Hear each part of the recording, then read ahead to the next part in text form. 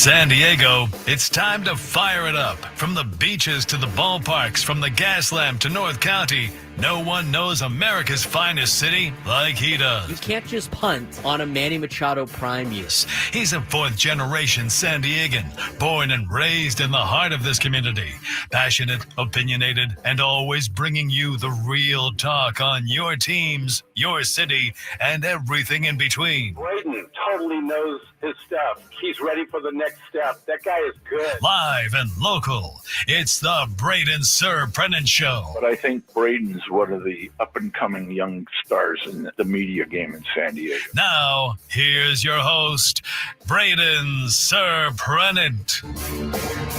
San Diego, and a happy Friday to everybody out there in America's finest city. I'm Braden Surprenant. This is the Braden Surprenant Show, live and local each and every day from 10 to 2 on San Diego's number one sports station, 97.3 The Fan. Live and local, just not local for me today presently, as I am in my hotel room up in Walnut Creek with the Cathedral Catholic Dons as we get ready to take on De La Salle coming up later on tonight. So some high school football tonight, and we'll talk more high school football later on in the show. We'll talk some NFL, we'll talk some college football, in the later 2 hours of this particular show. But we're going to talk more about the Padres, and obviously what was yesterday a very frustrating game, and what yesterday was in terms of like how the game finished, the Xander Bogaerts, call at the end of the game, the lack of offense that the Padres displayed for the first 8 innings of that game, the Chris Paul solo shot by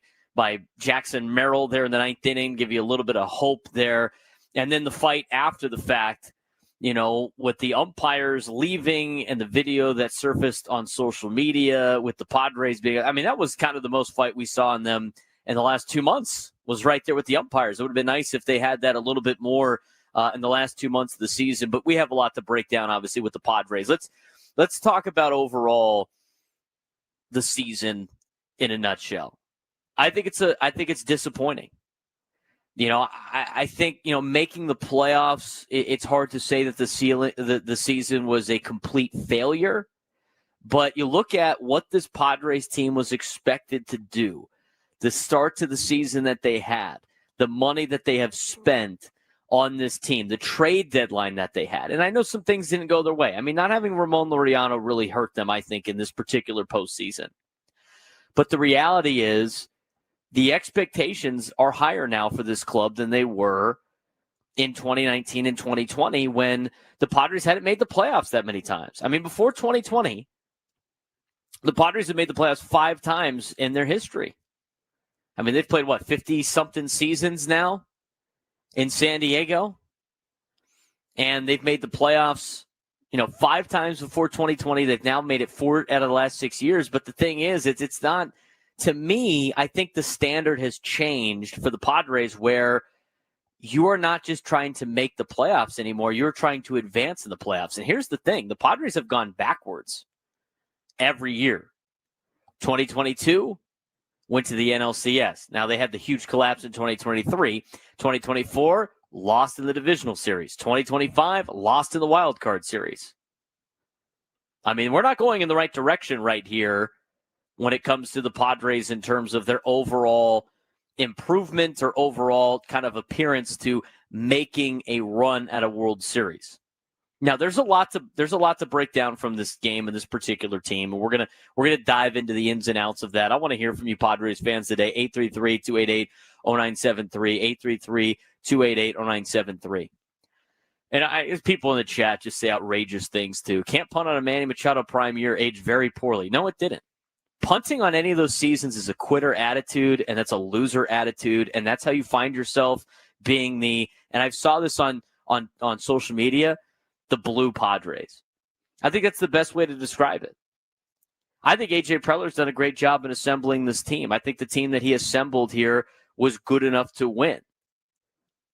And I think if you don't give this guy a contract extension, I think you are going to turn back into the blue Padres. I'm going to be honest with you. I think that's exactly what's going to be the case if you don't extend A.J. Preller. You can say everything you want. And we've been critical about him. But what he has done in the last 2 to 3 years is actually been a really good job for considering the circumstances. A lot of the signings that he had and like the Jake Cronenworth contract. I mean, it's not necessarily, that wasn't really a AJ Preller move. You look at the way the series played out. I mean, look at the deadline. You can't assume that, Darvish was going to just fall apart. You couldn't assume that Michael King was just never going to come back to what you thought he was going to be, or Dylan. I mean, it's not like they didn't try to address the starting pitching, but I'm going to tell you right now, the starting pitching wasn't the problem. The starting pitching wasn't the problem. The offense was the problem. I mean, look at the top three hitters in the order. They were awful in the postseason. Manny Machado had one at-bat where he hit the home run. He had one at-bat where he hit the home run to really save the season for the Padres. But the top three guys in the order didn't get the job done. I tweeted it out yesterday, and this is my overall synopsis. I did it in a quick format on Twitter. Freddie Fermin balled out in the postseason. Freddie Fermin, gritty, he's a dog. When we talk about grit squad, right? Freddie Fermin fits the grit squad. I mean, this guy's a dog. He showed it all playoffs. And you know what? Last at bat, I mean, it's kind of a lot to ask of him when the offense didn't do anything. That guy showed up for the playoffs. Jackson Merrill is young and he's still hungry. Despite getting a contract that he has, he took less money. That guy's still hungry. He's gritty. He's a dog. He went out there and performed like one. In the playoffs. Xander Bogaerts. Everybody wanted to cut Xander Bogaerts. I'm going to tell you right now, Xander Bogaerts played his ass off in the playoffs. He did. He played his ass off in the playoffs. Made great plays at shortstop. Came through offensively in all three games. Contributed. Xander Bogaerts showed up for the postseason. Out of those players, those three players on the roster, that was about it offensively. Fernando did not show up in the postseason. I mean, they went through on MLB Network all of the, this is the greatest, he's been the greatest in the playoffs, and his OPS plus is this, and he's just shy. I mean, he just did not have the luster of Fernando all season.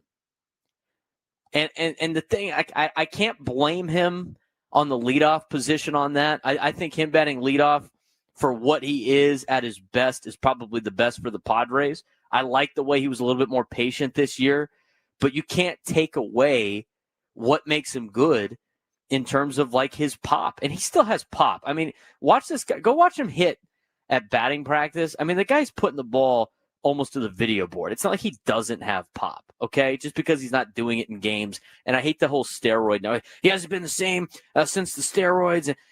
He was fine last year. But again, it wasn't just him. I mean, the entire approach for the Padres had been so much like contact, right? Just contact and not necessarily,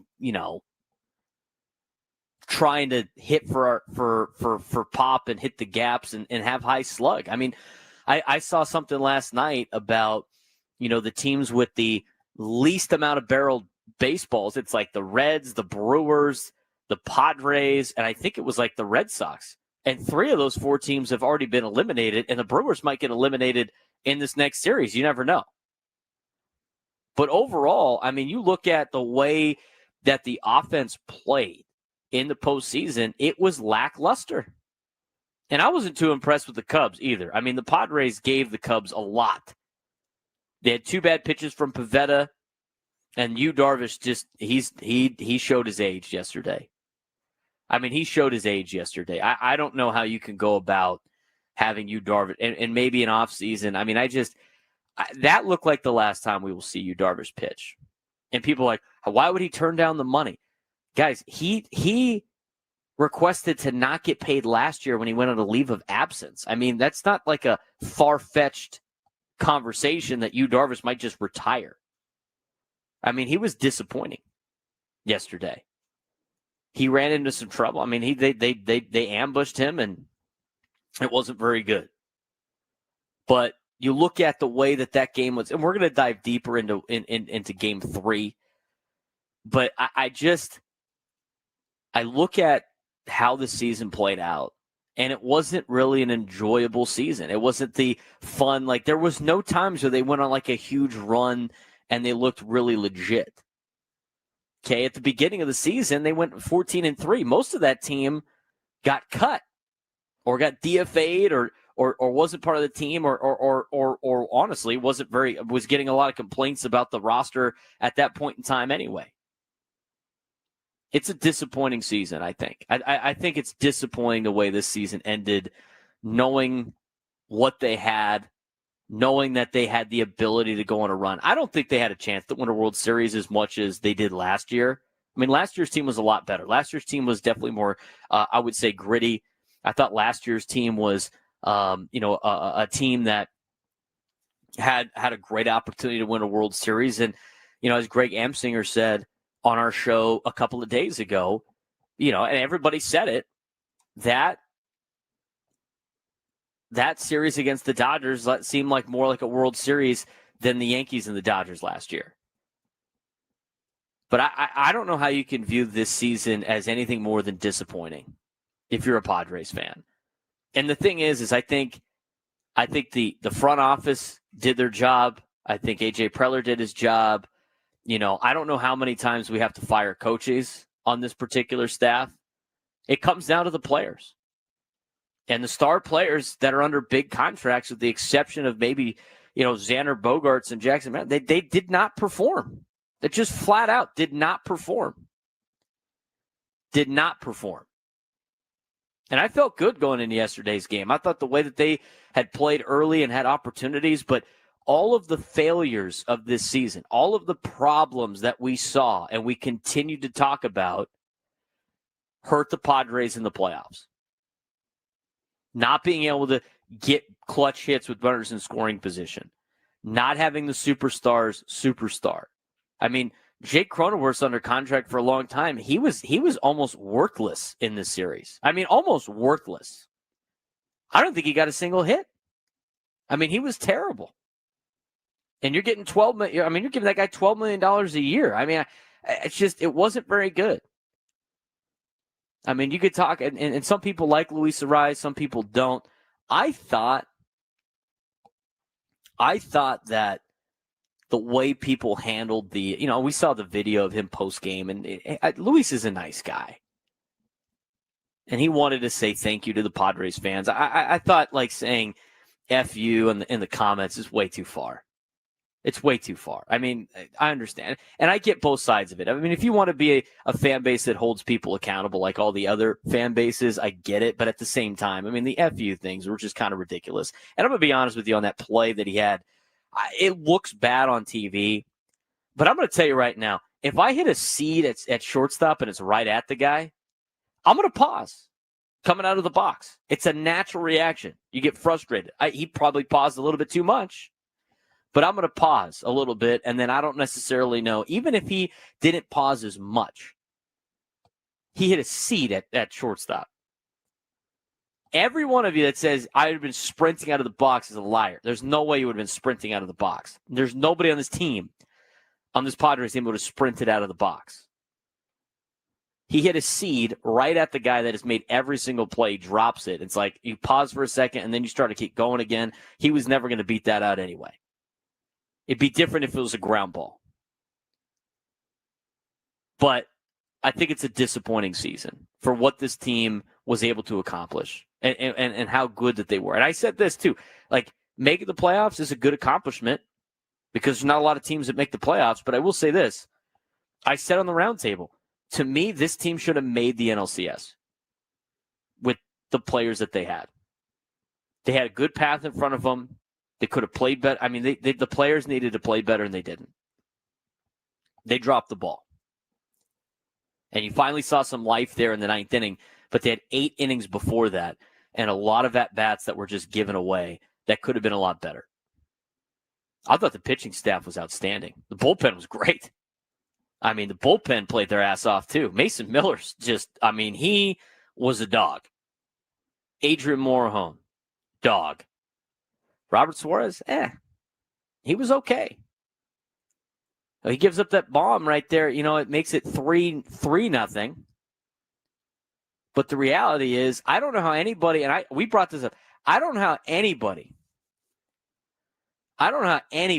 can sit there and tell me that Mason Miller is not better than Robert Suarez. I couldn't believe that when we brought that up 3 weeks ago. I don't know how you can watch those performances and with a straight face tell me I'd take Robert Suarez over Mason Miller. He's just so different. Mason Miller's unhittable. Robert Suarez is hard contact after hard contact after hard contact. And he's going to opt out, and that's going to save the Padres a lot of money. It's going to be great. But all of the problems laid out. You look at the top 3 guys in the order. I mentioned at the beginning part of this show. I don't know how many times we had to continue to say batting Luis Ariz second doesn't make a lot of sense. Fernando gets 0 protection. It doesn't do anything for us. And it doesn't make any sense to me. It doesn't. And what did the top of the order? Nothing. They did nothing. Padres finished 0 for 8 with runners in scoring position. They scored just 5 runs total in the series. Echoing last year's offensive collapse, 2 straight shutouts to the Dodgers. They almost got shut out again yesterday if it wasn't for Jackson Merrill. But I don't know. We're going to talk about how this team plays about. And we're going to recap Game 3 when we come back. But again, the players did not perform, and it's disappointing. 833-288-0973, 833-288-0973. We're going to talk about how yesterday's game played out, where it went wrong for the Padres. We're going to get Frank involved, see what his perspective was of the game yesterday, and we are going to be on our way here as we get to the post-mortem show here on the Braden Surprenant show. We'll talk a little bit about the positivity, too. There was a lot of bright spots for this team as well. But we want to continue the conversation when we come back on the Braden Surprenant show, standing somewhat Sports Station 97 through the Fan.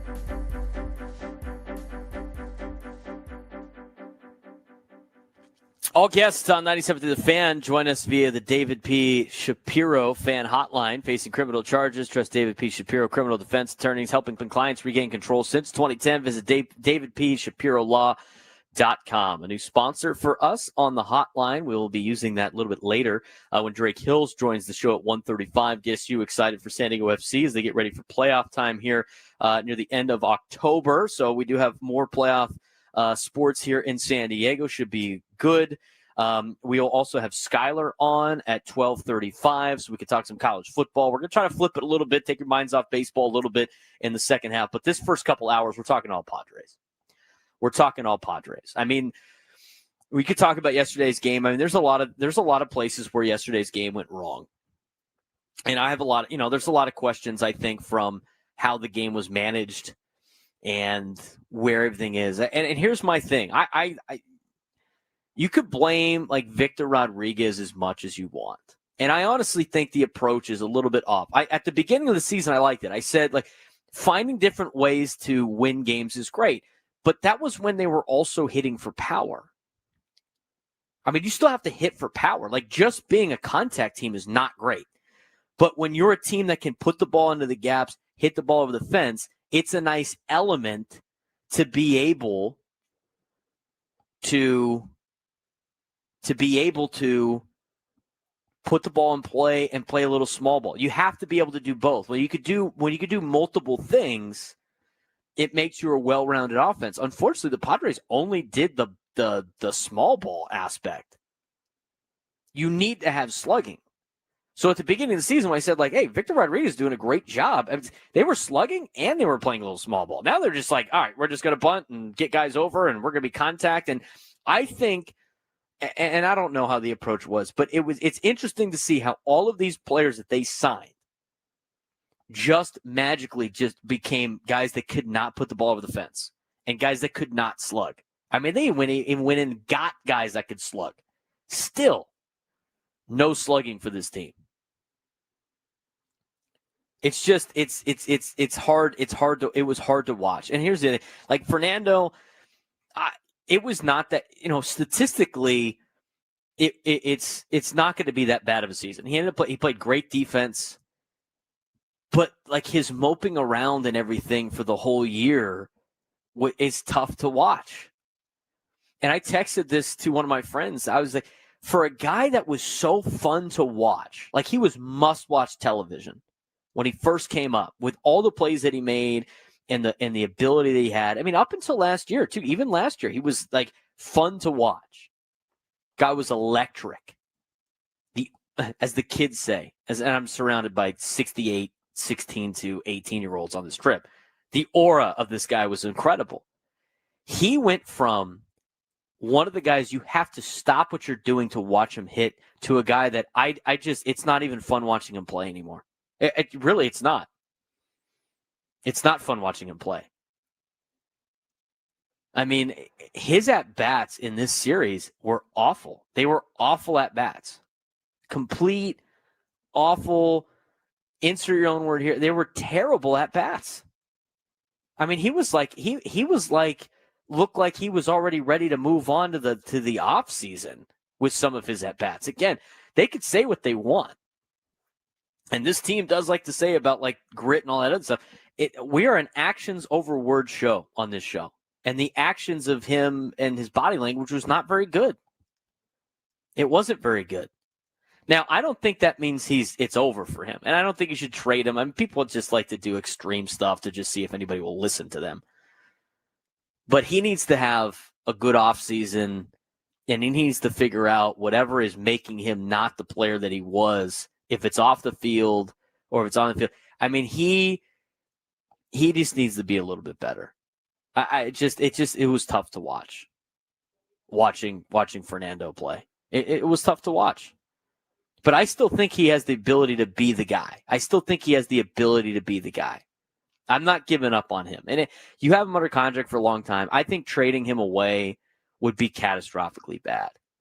The disappointing thing is Fernando is a way better player than what he showed in the kind of second half of the season. It's a way better player than that. And that's what makes it frustrating. And you know he's got the ability to do it. And when he talked to his dad, he started to find it again. But I also think a little bit had to be in the play of he's not protected with Luis Ariz batting behind him. He's not protected with Luis Ariz batting behind him.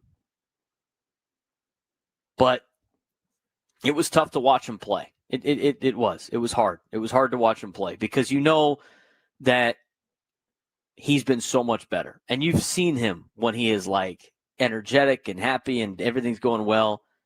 But he wasn't protected with Luis Ariz batting. Nobody's afraid of Ariz. They're not. And I like Luis Ariz. I think he's a good player.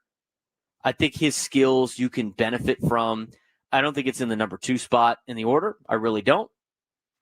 We've said that all year. And I'm interested to see what the market is like for Luis Ariz because the amount of money that they expected him to get, I don't know what team is going to give him that kind of money. I thought he played really great defensively at first. I'm going to be honest with you. I thought Luis Ariz played really good at first base. I thought he did. I thought he played really good at first base in the playoffs. I mean, he was a guy that's like, you want to have him DH because he can't play DH. He looked really good at first base on defense. But, I don't know if he's worth like $15 to, $18 million a year. I don't see how many teams would value that. He's not very fast on the bases. I mean, he's kind of one-dimensional at the plate. He puts the ball in play, grinds out at bats. But aside from that, like that's not, to me, you can get that out of younger players. I don't think you need to get that out of a guy that's about, close to 30. I think he's 28 right now, close to 30. And his metrics are starting to go down. I don't see it. So, I mean, we'll see where it ends up in the offseason. There's a lot of things that need to be talked about in the offseason. But, that was a question yesterday. The Michael King situation yesterday was just, it was head-scratching. I mean, he had to be like Elo said this earlier in the week. He just didn't believe that Michael King was really healthy or ready to go. I'm going to tell you right now, that 4th inning, he looked legit. I mean, he looked lights out in that 4th inning or whenever he came in to pitch.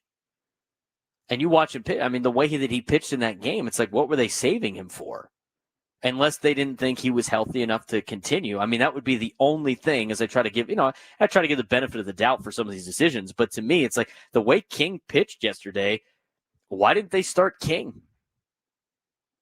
It's hindsight, right? Why didn't they start King? I didn't know. Why didn't they let him go an extra inning? They let Suarez go an extra inning. Suarez gave up a home run going his second time through, his second inning. I don't know why they didn't do that with Michael King. I thought that was interesting. And the other one, too, was later in the game. But I don't understand. I didn't understand we're going to pinch hit for Gavin Sheets with Jose Iglesias. That's fine to pinch hit with Jose Iglesias. I don't know why they pinch hit for Sheets and not the guy batting after him and Jake Cronenworth, who didn't get a hit all series. At least at that point in the game, I think it was either 2-0 or 3-0. It might have been 3-0 at that point.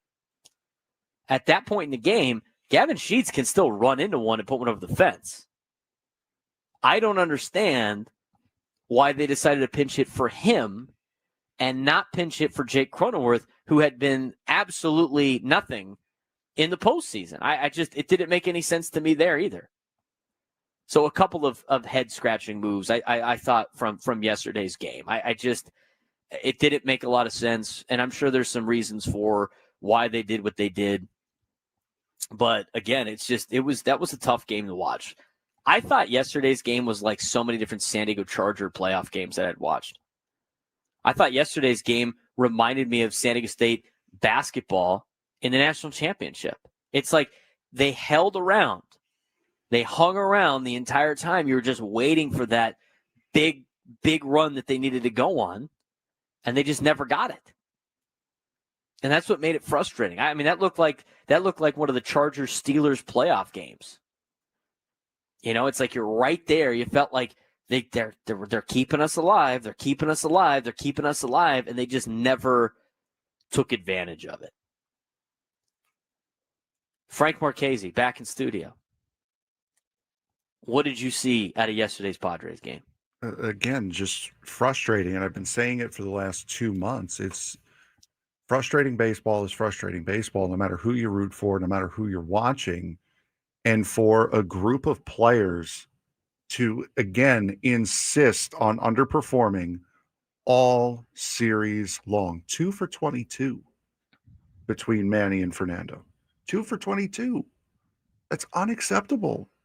There were 4 guys, and you mentioned them. Merrill, Xander, Farbin, and I'll throw Ryan O'Hearn in there. 4 guys that looked like they were playing in a postseason series. All 3 games. Mm-hmm. That was it. I don't think you lose the game in the 9th inning, if I'm honest. I think you lose the game in the 7th inning by having Robert Suarez pitch in the 7th inning. Not only have him come out for the 7th inning, but keep him out there to face Nico Horner after giving up the home run. What are you doing at that point? You should have been out there pulling him before the ball even landed if you were going to have him go out there for the 7th inning. Because assume everything goes the same and Bogaerts gets that ball for a call. The ground out by Cronenworth ties the game, and the sac fly by Fermin gives you a 3-2 lead. And that's all prevented by keeping Suarez from going out there for the 7th inning. You could have won this series. You could be on your way to Milwaukee right now if you don't put Robert Suarez in the 9th inning, in the 7th inning. I think you can make an argument for that. I think, I think the pitching staff did well for the most part. I think, Estrada kind of shaky near the end of the season. I mean, him walking in a run wasn't very good. Yu Darvish showed his age. Pivetta gave up 2 bad pitches. And, I don't really blame Suarez. I mean, Suarez is a 1-inning guy. He's a hard contact guy. You know what Suarez is. Yeah, no, that's right? On Schilt. That's on Schilt. That's not on Robert Robert Suarez. That's not on Robert Suarez. I mean, so out of those things that I mentioned about the pitching, that was the worst of the pitching staff, right? 2 bad pitches from Pivetta. Darvish showing his age and things kind of unraveling on him early. I thought the Padres did a good job getting out of there with only 2 runs. Yeah, 100%. I mean, as bad as it was that Estrada walked, they got out of there in a run. They got out of there on 2 runs because of what I said. The hero of the game is going to be the guy who doesn't try too hard, that knows their role and plays it to perfection. Dansby Swanson did that. Matt Shaw, who just watched a guy get 3 straight balls thrown to him on a walk. Oh, he saved you. He would not. If he should not have gone up to the plate with a bat until he had a strike on him, then go back to the dugout and grab the bat. That was a disgusting at bat by Matt Shaw in the 2nd inning, and that sets up the Busch double play to get you out of the inning. That should have been so much worse if it wasn't for Shaw trying to be the hero. That's what he was doing. He was trying to be the hero. He was trying to get out of his role and step up. And he struck out on 3 pitches that were nowhere near the zone. It's disappointing. Again, like I said, it's funny. I think we've done a good job of holding. We're in the middle here. I mean, it's never as good as you think. It's never as bad as you think. We had some people just saying we're too harsh, and now we have somebody saying we're not holding them accountable enough. I mean, I don't know how much more you want me to hold them accountable. They didn't perform. I'm not going to start taking personal attacks on these guys. I mean, they needed to play better, and they failed. And we went through kind of what happened in Game 3. I mean, there's a lot of mistakes made by a lot of members of the team. I think there was some questionable coaching decisions. I think there was, some lackluster play. I mean, it wasn't very good. And Darvish gave this organization a lot. I mean, it's just he's 39 years old now. Yeah, I wouldn't be surprised. And he looked like he can't play anymore. Yeah, that's what he looked like. I would not be surprised if that was the last time we saw you Darvish on a major league mound. I would not be surprised. I know, it's funny. Yeah. I mean, what do you want me to say? He sucks? I mean, it's just there's nothing I can say about it. That's as best as I can do. I just don't see him coming back. I mean, yesterday we had people going I can't believe you would say it was his last. It could be his last game. I'm never going to make anybody happy, so it doesn't really matter. We're going to continue this conversation. I do want to get to your guys' phone calls, 833-288-0973, 833-288-0973. Kevin, Tim, Eric, Richard, we'll get to you when we come back as we continue on the Braden Surprenant Show, San Diego's #1 sports station, 97 through the Fan.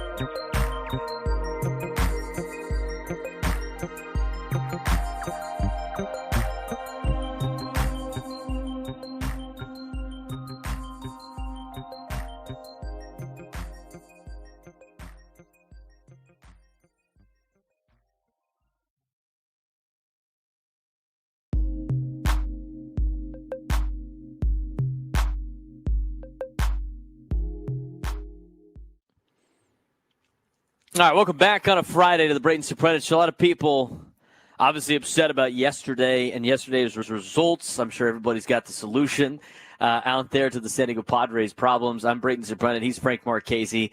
We are live. I am up in the Bay Area in a hotel waiting for our high school football game that I'm coaching as the Dons take on De La Salle. So I'm up here until tomorrow. Fly back tomorrow. Nice little easy trip. I'm going to tell you right now, if you haven't seen new Terminal 1 in San Diego, Terminal 1 is phenomenal.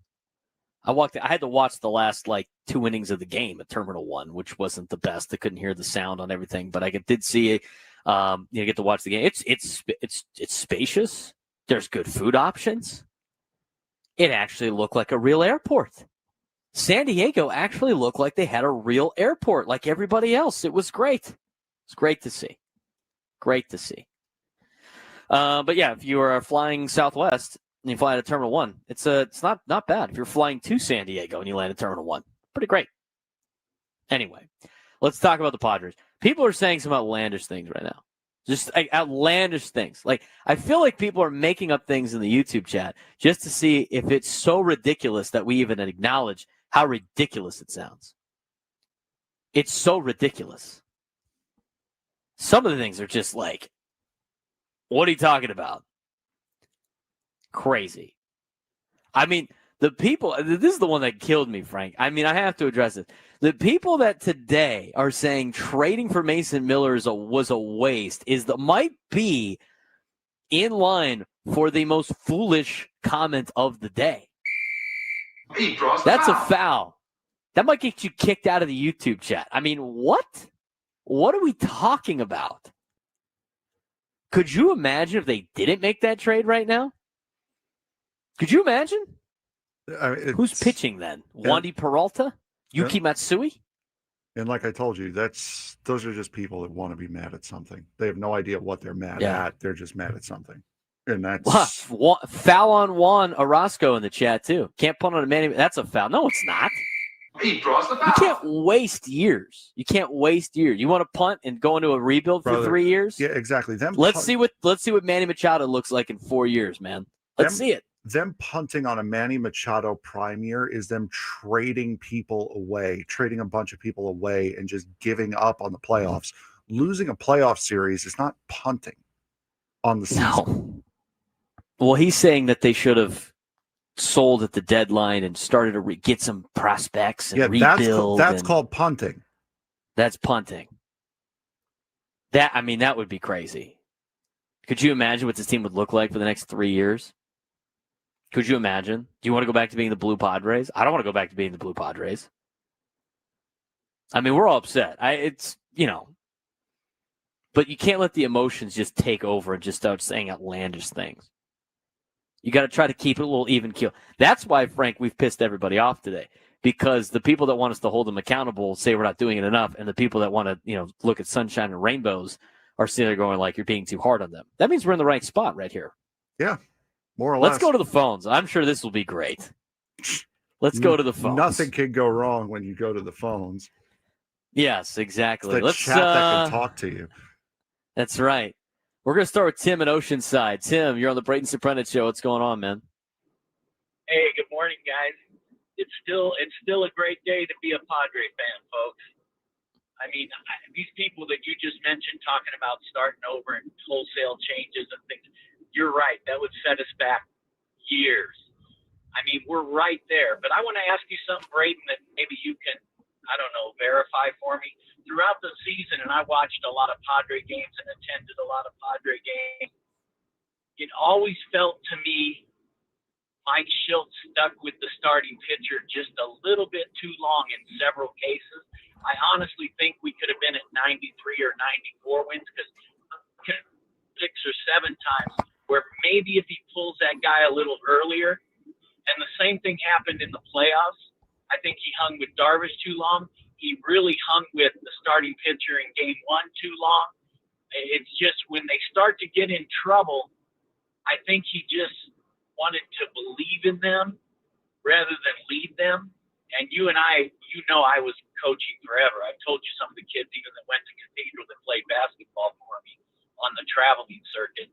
But after every loss, I always evaluated myself. What could I have done differently? And I don't look at the major things, because what I could have done differently was probably the slightest little thing.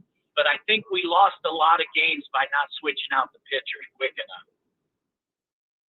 I think that's a fair comment. I think, and I think that is a little bit of Mike Shilt's faults, is he believes in his guys. And he believes in his guys maybe a little bit too much. And sometimes I do that as a coach. It's a little bit different. I mean, he's got professionals. I got high school kids, right? So it's slightly different. But sometimes that could be a fault. I mean, every coach has some faults to him. Some don't believe in their guys enough and trust the analytics. I mean, we saw that too with Blake Snell on the Rays, right? Computer said, take him out. We got to take him out. And disaster happened. And then you got guys that might do it a little bit too much. But again, like, you look at this and the realistic expectation, right? I think you're into somewhere in between. And here's another thing that I wanted to talk about that Tim reminded me of is, this is why September matters. This is why the last 2 months of the year mattered to the Padres. And I do think our team sometimes, and the Padres sometimes, get this, and I think a lot of baseball teams do this too, but sometimes I feel like their mindset, they don't have that. I didn't see that killer instinct this year out of the Padres of, let's go win the division. I thought to be honest with you, I saw it on Mike Shildt. I think a lot of the moves that Mike Shildt made, when the Padres were in St. Louis, some of the Padres were, battling for a division, he was managing games like they were playoff games, and sometimes it just doesn't work. But I feel like sometimes, and maybe I'm looking at it differently, but I feel like sometimes the players think it's, we just got to make the playoffs. And it just seems like they might be satisfied with that. I don't know. That's what it looks like to me. That's what the actions tell me. I don't want to say, I don't want to make assumptions, but that's the way that they played a couple of times in September. I mean, think about it this way. If they played good ball in September and they played good ball in August, they would have hosted that series.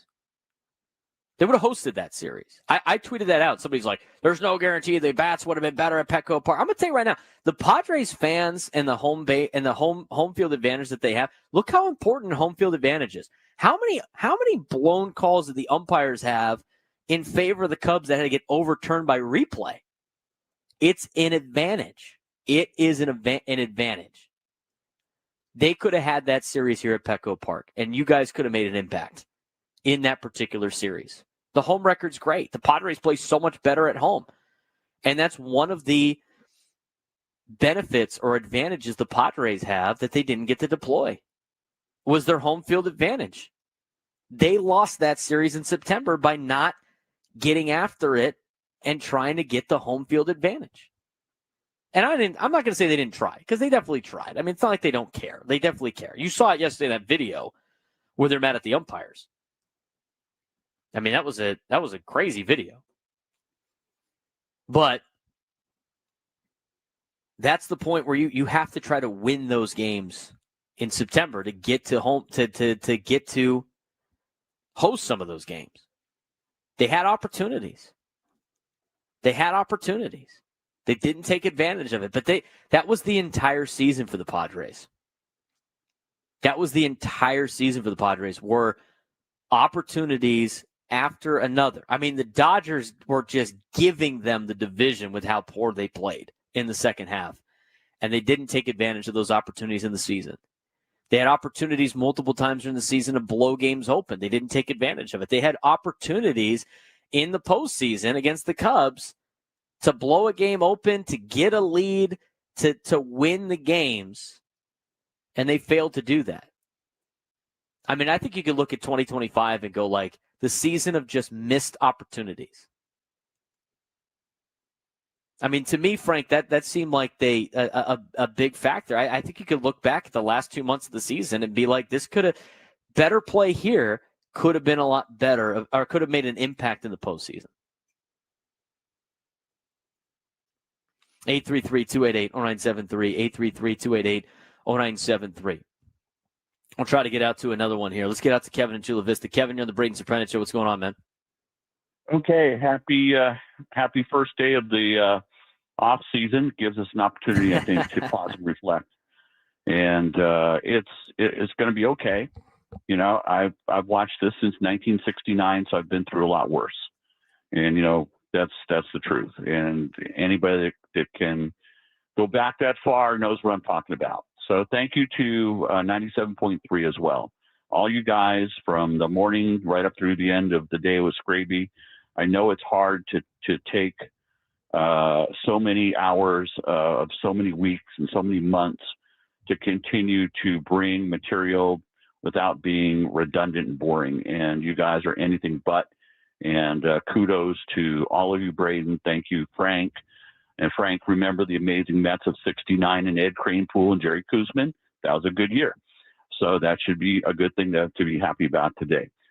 I don't have the luxury, Braden, of having a 4-hour show, so I'm going to try to generalize here, and so bear with me because I'm not going to have the opportunity to really go into depth. I agree with you. I think the season really began to unravel during the month of August and early September when they could have overtaken the Dodgers and had that home playoff.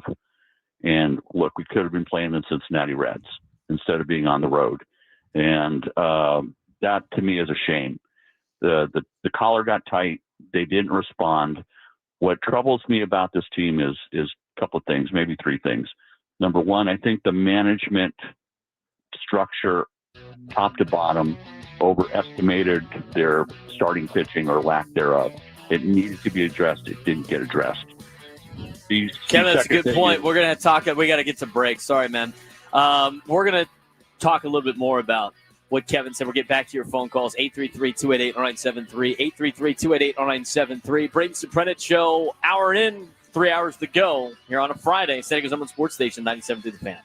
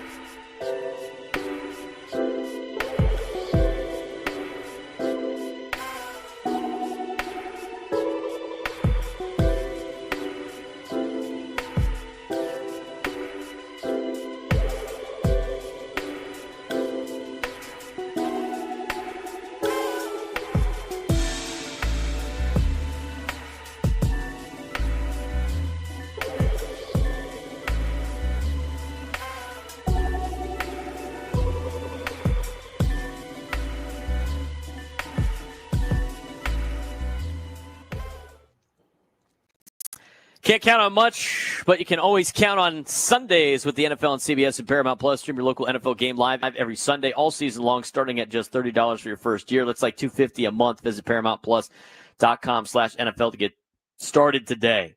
This is always a very difficult show. The post-mortem of the season show, Frank. Yeah. It's jam-packed with a lot of people's opinions, which is fine. We like to hear everybody's opinions on stuff. Some of them a little bit more emotional than others. This is why they have the 24-hour rule, Frank. So you can calm down. We haven't even talked about the umpiring in this particular series. I tweeted out about it enough. I can't wait for ABS. I mean, I just don't like how smug they are. That's my biggest problem. Is the kind of like we're in control kind of attitude that they have. But I mean, the call at the end of the Xander Bogaerts, that ends up being crucial. I mean, and two things can be right. The Padres had multiple opportunities to win that game. They lost on their own. I'm going to make that perfectly clear. They lost on their own. That doesn't take away from the fact that the umpire made a horrendous call in a very big spot when you have technology now that can prevent those things from happening. I'm just about the get it right deal. And I didn't know the exact numbers. John Clark Jr. in the chat said 6 challenges and 5 went in favor of the Padres. Tells me on-field umpires were terrible. Yeah, they had a lot of calls overturned. I mean, the one that got overturned in the first inning, Frank, or for me, the stolen base was ridiculous. It's not even close in real time. Nope. It's not even close in real time. And I'm like, well, maybe he snuck his hand in there. But you watch, he's already calling safe before, was it Nico Horner? Yeah. Could be, I don't remember. I think it was Nico Horner. Before Nico Horner even is like finished sliding into the bag, he's already calling safe. I'm just like, what is this guy doing? What is he watching? Seriously, what is he doing? Then you look at the replay, and he looks worse. And you're just like, completely. Oh, my God. This is, like, worse than I thought. I mean, could you imagine if they didn't have replay? I mean, we'd have been talking about that play, too. The only other one, I mean, there were 2 bang-bang plays where, it probably could have changed, but the call on the field, and the replay, it was so close, was the double up by Xander on Wednesday, tagging second base.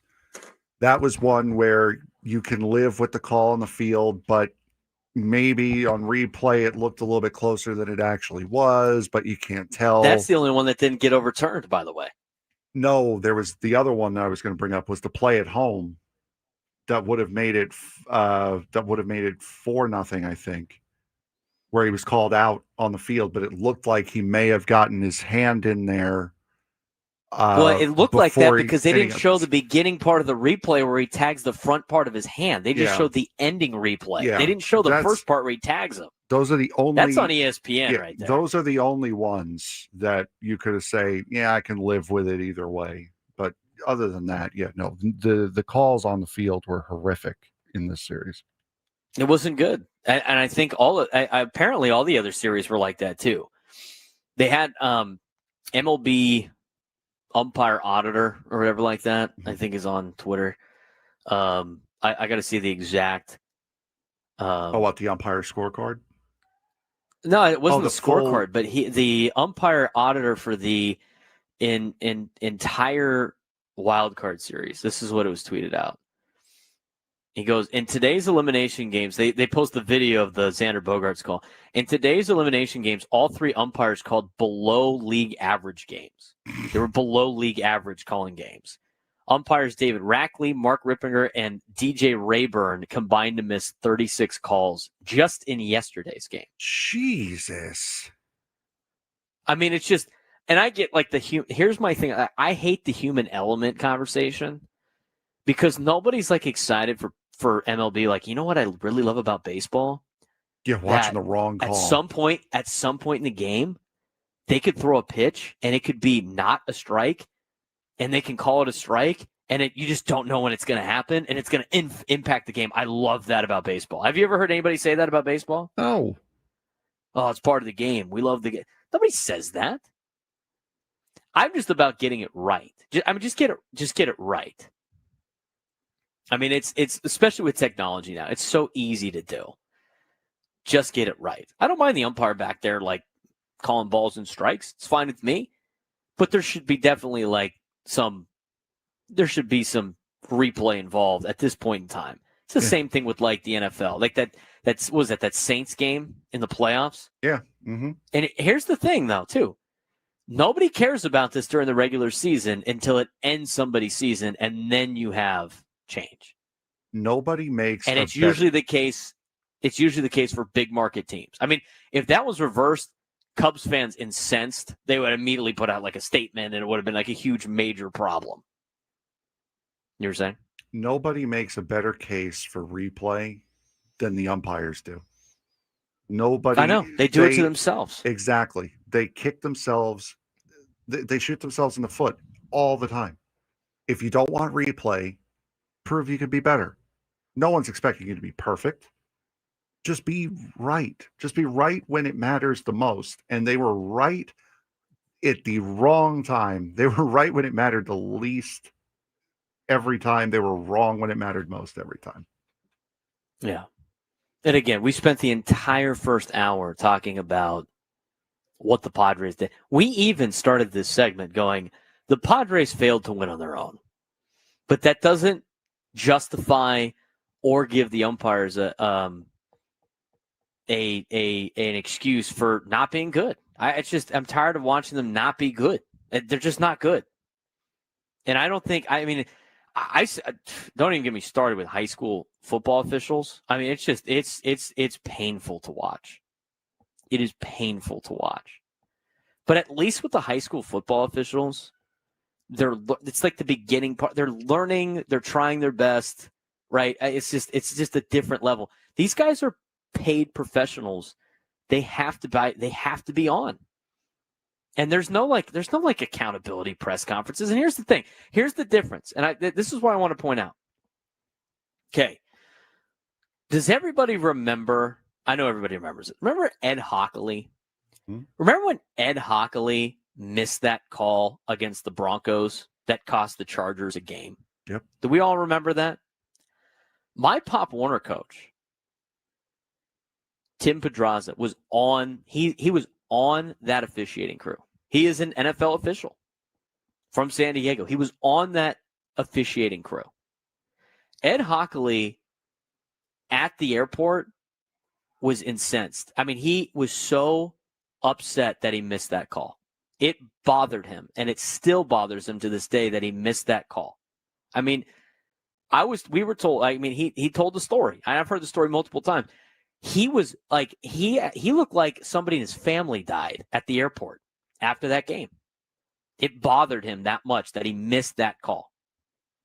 I respect that, to be honest with you. Now, I don't necessarily believe Major League Baseball umpires have that same sentiment, and I think that's what makes it even more annoying. Ed Hockley is a great NFL official. He cost the Chargers a game. I don't even know what year it was, but he was beyond upset that he did that. I'm not necessarily sure these guys are upset about it. And you want to know why I know that? Look at that video of them leaving the game yesterday. Now, the Padres, it's tough, right? Because it's emotional. This is why they have the 24-hour rule. They had to exit through the Padres dugout. Okay? At Petco Park, the umpires show up and exit out of the visiting team's dugout. I mean, that's part of the deal. So that was going to be a rough encounter anyway. Somebody on the Padres said something. I don't know who it is. I don't know who the guy in the hoodie is. I can't tell. And I'm not going to throw names out there and guess. But somebody in a hoodie in the dugout says something. And then the home plate umpire starts jawing back at him in this like arrogant kind of way. And you're like, uh-oh. This is about to get bad. And then 4 Padres, like Xander gets involved and Schilt, and then like a couple other guys run over and start yelling at the umpire, and the guy runs away. That's the thing that bugs me about the umpires. There was a point in that game yesterday where Ryan O'Hearn gets a called strike on the outside corner, and it was a strike. And Ryan O'Hearn, and the thing is, the mics are hot for the playoffs. And Ryan O'Hearn asked them the question of, like, is that the furthest, like, is that the limit? Is that the outside zone? You know, those kind of things. And the umpire's response back was like such an insulted, like, what? What did you say? It's on the mic. He's like all upset about it. And Ryan O'Hearn's like, I'm just asking about the outside pitch. Oh, yeah, okay. It's like they get so, it's just the attitude. That's what drives me nuts about MLB umpires. And I don't see that as much in the NFL. I don't see that as much in college football. But the egos sometimes of these MLB guys make it even more frustrating. And I think that's why a lot of people get upset when you see these major mess ups by MLB umpires in the playoffs. And again, the Padres lost this game on their own. They lost this game on their own, 100%. No. I mean, you can play out the game. I mean, they probably could have tied the game, right? You get the leadoff home run, and then you get the walk to Bogarts. Next two guys get hit. It opens up a can of worms of what could have possibly happened. It definitely impacted the game yesterday, but the Padres had opportunities to win. Both things can be true. I am like and I was texting somebody yesterday about this. I am 100% in the pool of, I just want it to be right. Just get it right. When we're all watching it and everybody knows but the guy calling it, and he can make mistakes, that's fine. But there should be something in place that corrects it if it's a mistake. It shouldn't be this like, well, we can't do anything about it because that's what makes our game great. It doesn't make your game great. That makes your game lousy. You don't want the human element thing is cool until it burns somebody that's important in Major League Baseball. Then all of a sudden it's not cool anymore. But it's crazy. I mean, it's just, it was a tough one to see yesterday. And again, it wasn't the umpire's fault. But there is some elements to that. 833-288-0973, 833-288-0973. When we come back, Eric, Richard, Dexter, Alan, we are going to get to you, I promise, when we come back on the Braden Surprenant Show, standing as number one sports station, 97.3 The Fan.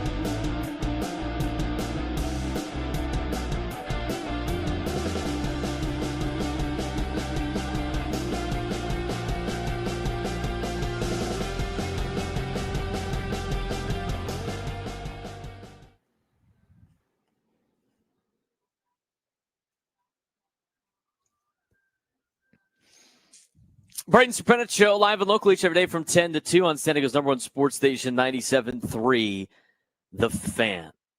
I'm Braden Surprenant. He's Frank Marchese. I'm on the road up in San Francisco area, the Bay Area. Walnut Creek, California, getting ready to take on De La Salle and Concord, California. They're number 19th. They're 19th best team in the country. So should be a very difficult game for our Cathedral Catholic Dons. When I say our, I mean mine. So should be a difficult game for us. We're going to talk more high school football later on. There's a lot of great games today. Mission Hills, La Costa Canyon is a good game. Helix, Mount Miguel. Mount Miguel's homecoming this week. I think there's other somebody else's. A couple of North County games are pretty good today as well. We're going to get into that later on in our show. But yeah, up here in the Bay Area, flew up here yesterday. By the way, I got to say that a little break in the action, Frank. How difficult is it? I find, like, do people at airports just lose their brain? Can they not critically think anymore? Like, is it just like so many moving parts that they just like stop thinking? I have no idea, man. That's what you get when They you just get stop thinking. That's what you get when you get the cattle in a herd. Here's the deal. The airport. It's merging lanes. It's ridiculous. Couple of things happened yesterday. Getting onto the flight. We're getting I flew Southwest up here yesterday. Team already went up before. My dad and I went after. I had to go after work, obviously. We're getting in line. You know how Southwest does their deal, at least for the rest of the year. No, I never fly Southwest. You get a boarding group. Oh, and yeah. So when you check in, so it's A1 through whatever. Yeah, because it's open seating on the open seat. It's open seating on the plane. Okay, you can sit wherever. So they have boarding groups. They have A1 through 60. A1 through 30 goes on first, and A1 through 60. Yada yada yada. So I'm A52 or something like that. This lady behind me is like, "Oh, I'm A56." Okay, cool. Somebody else said they were A56. And the lady goes, "Oh, is this the flight to Oakland?" They're like, "Yeah, this is the flight to Oakland." And she was like, "This is flight 3090?" I'm like, "No, this is flight 451. She was like, "What?" She looks down. Her flight wasn't for another 3 hours. She was on the 8 o'clock flight. Oh, I'm just stupid. And then she goes like, "Well, I'm going to go relax now because I am 3 hours early to my flight. It's not even close to being here yet."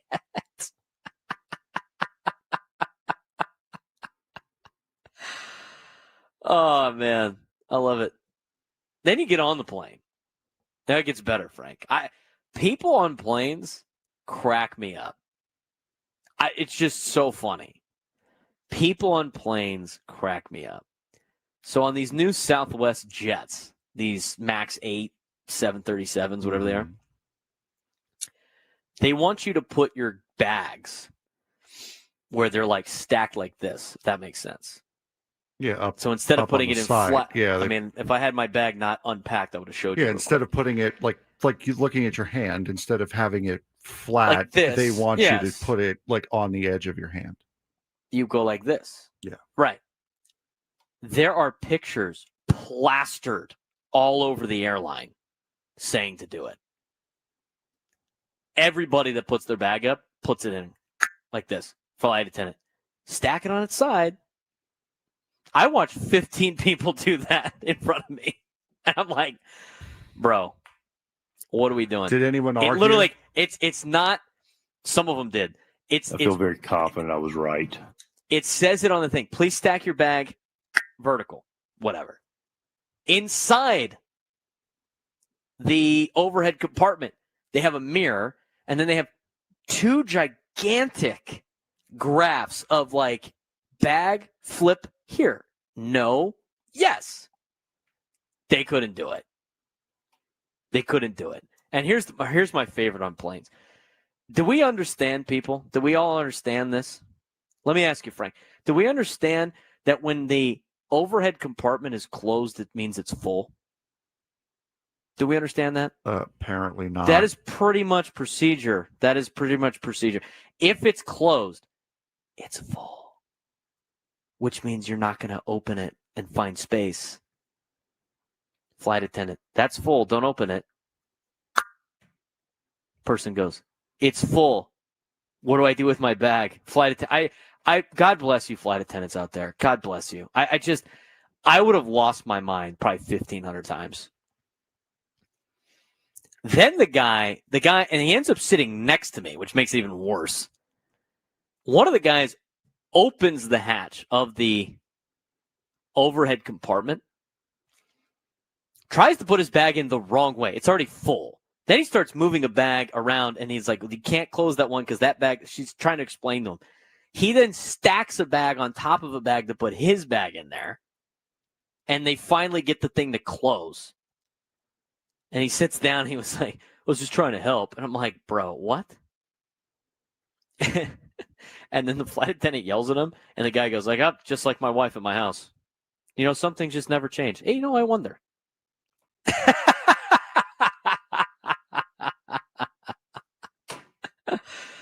It's crazy. It's crazy to me. Brother, I've known you for all of 5 seconds, but if you're saying that, there seems to be one common denominator in this. Mm-hmm. Maybe it's you, Like maybe it's time for a little introspection. I don't know. I just could not. I mean, the airport is just, it's funny. People just lose their minds. All right, back to the phones. 833-288-0973. 833-288-0973. Let's get to Eric in Chula Vista. Eric, what's going on? Hey, thanks for the call, guys. Absolutely. Yeah, I think this series kind of culmination of how the season went, pitching decent, hitting non-existent. I've been fired up since, April, March, but unfortunately, recency bias, right, is real. No one talks about the series here at home when we got swept by Tampa Bay, right? So there's our division right there and you know why? Because here's why. It's a long season. Well, you know what? It's not a long season. You got to win from series 1 all the way to the end, and there should be no excuses. It's a long season. It's a long season. Well, it's not. And now it's over. Thank you. Appreciate the phone call, Eric. That's what we talk about on the air all the time. It's all fun and games until it ends your season, like having this guy do that or batting the same 3 guys in the top of the order the entire every single lineup, every single time. They had opportunities. I mean, the 2025 season to me is the year of missed opportunities. It wasn't a collapse. It still won 90 games. It still made the playoffs, but they had opportunities to win the division. They didn't. They had opportunities to get the 4 seed and host the wild card. They didn't. They had opportunities in the postseason to win the first series that they were in the wild card, and they didn't. It was the season of missed opportunities. Season of missed opportunities. That doesn't mean it's over. I mean, there's positives to this too. I mean, having Mason Miller on the team for the next 4 years is great. Freddie Fermin's a dog. You have a good core coming back, and for everybody that says they got to trade Fernando and Manny, they're staying. So I don't know what to tell you there. We'll see what the offseason's like. There is some money coming off the books. We'll talk more about that probably next week. Richard in Hillcrest, you're on the Braden Surprenant Show. What's going on? Well, it's Friday. Good or bad, it's Friday, right, guys? That's true. Hey, you know what? Got the weekend to regroup here, Richard. Weekend to regroup. Listen, a couple of things, man. It's very disappointing. I'm disappointed that Tatis's performance yesterday at bat. 3 strikeouts from the leadoff spot. You just can't have that, man. For me, at the number 9 spot, getting 3 hits, amazing for him. Great job. Your superstars, and we've got 2 of them in Manny and Tatis, are supposed to shine in the playoffs. And I didn't see much shining from either one of them. And that's what's really disappointing. I love this team. I think we have a great group of guys. But when it comes to the playoffs, your stars are supposed to really lead. And I'm just so disappointed in what happened. I don't want to even get into the coaching aspect of it. Doesn't matter at this point. I just felt that we had a better team than the Cubs. And it turned out that we don't play good on the road the whole season. If we had won maybe 5 or 6 more games on the road, we could have been the home team instead of the visitors. And there's a lot to reflect on this coming off season. But I'm looking forward to next year and going to Boston for the opening of the season. So let's see what happens next year, guys. Keep the faith. Have a great weekend. And by the way, good luck with the football game up there. That's a great high school team you're playing. Yeah, it is, Richard. It is a very good high school football team. Very, very good. Watched a little bit more tape today, and it's just like they're just a machine. We're hoping for the best. I'm hoping for the best. We got a couple different things maybe we got in play. I mean, it's going to be tough. The wind howls up here. We were up here a couple of years ago. They're tough to play. It's kind of cool. I mean, to me, it's going to be cool coaching at De La Salle. I mean, De La Salle is a traditional program. They had like the record for most wins in a row. I mean, this is a this team is this high school football program is so good they made a movie off of them. That's how good they are.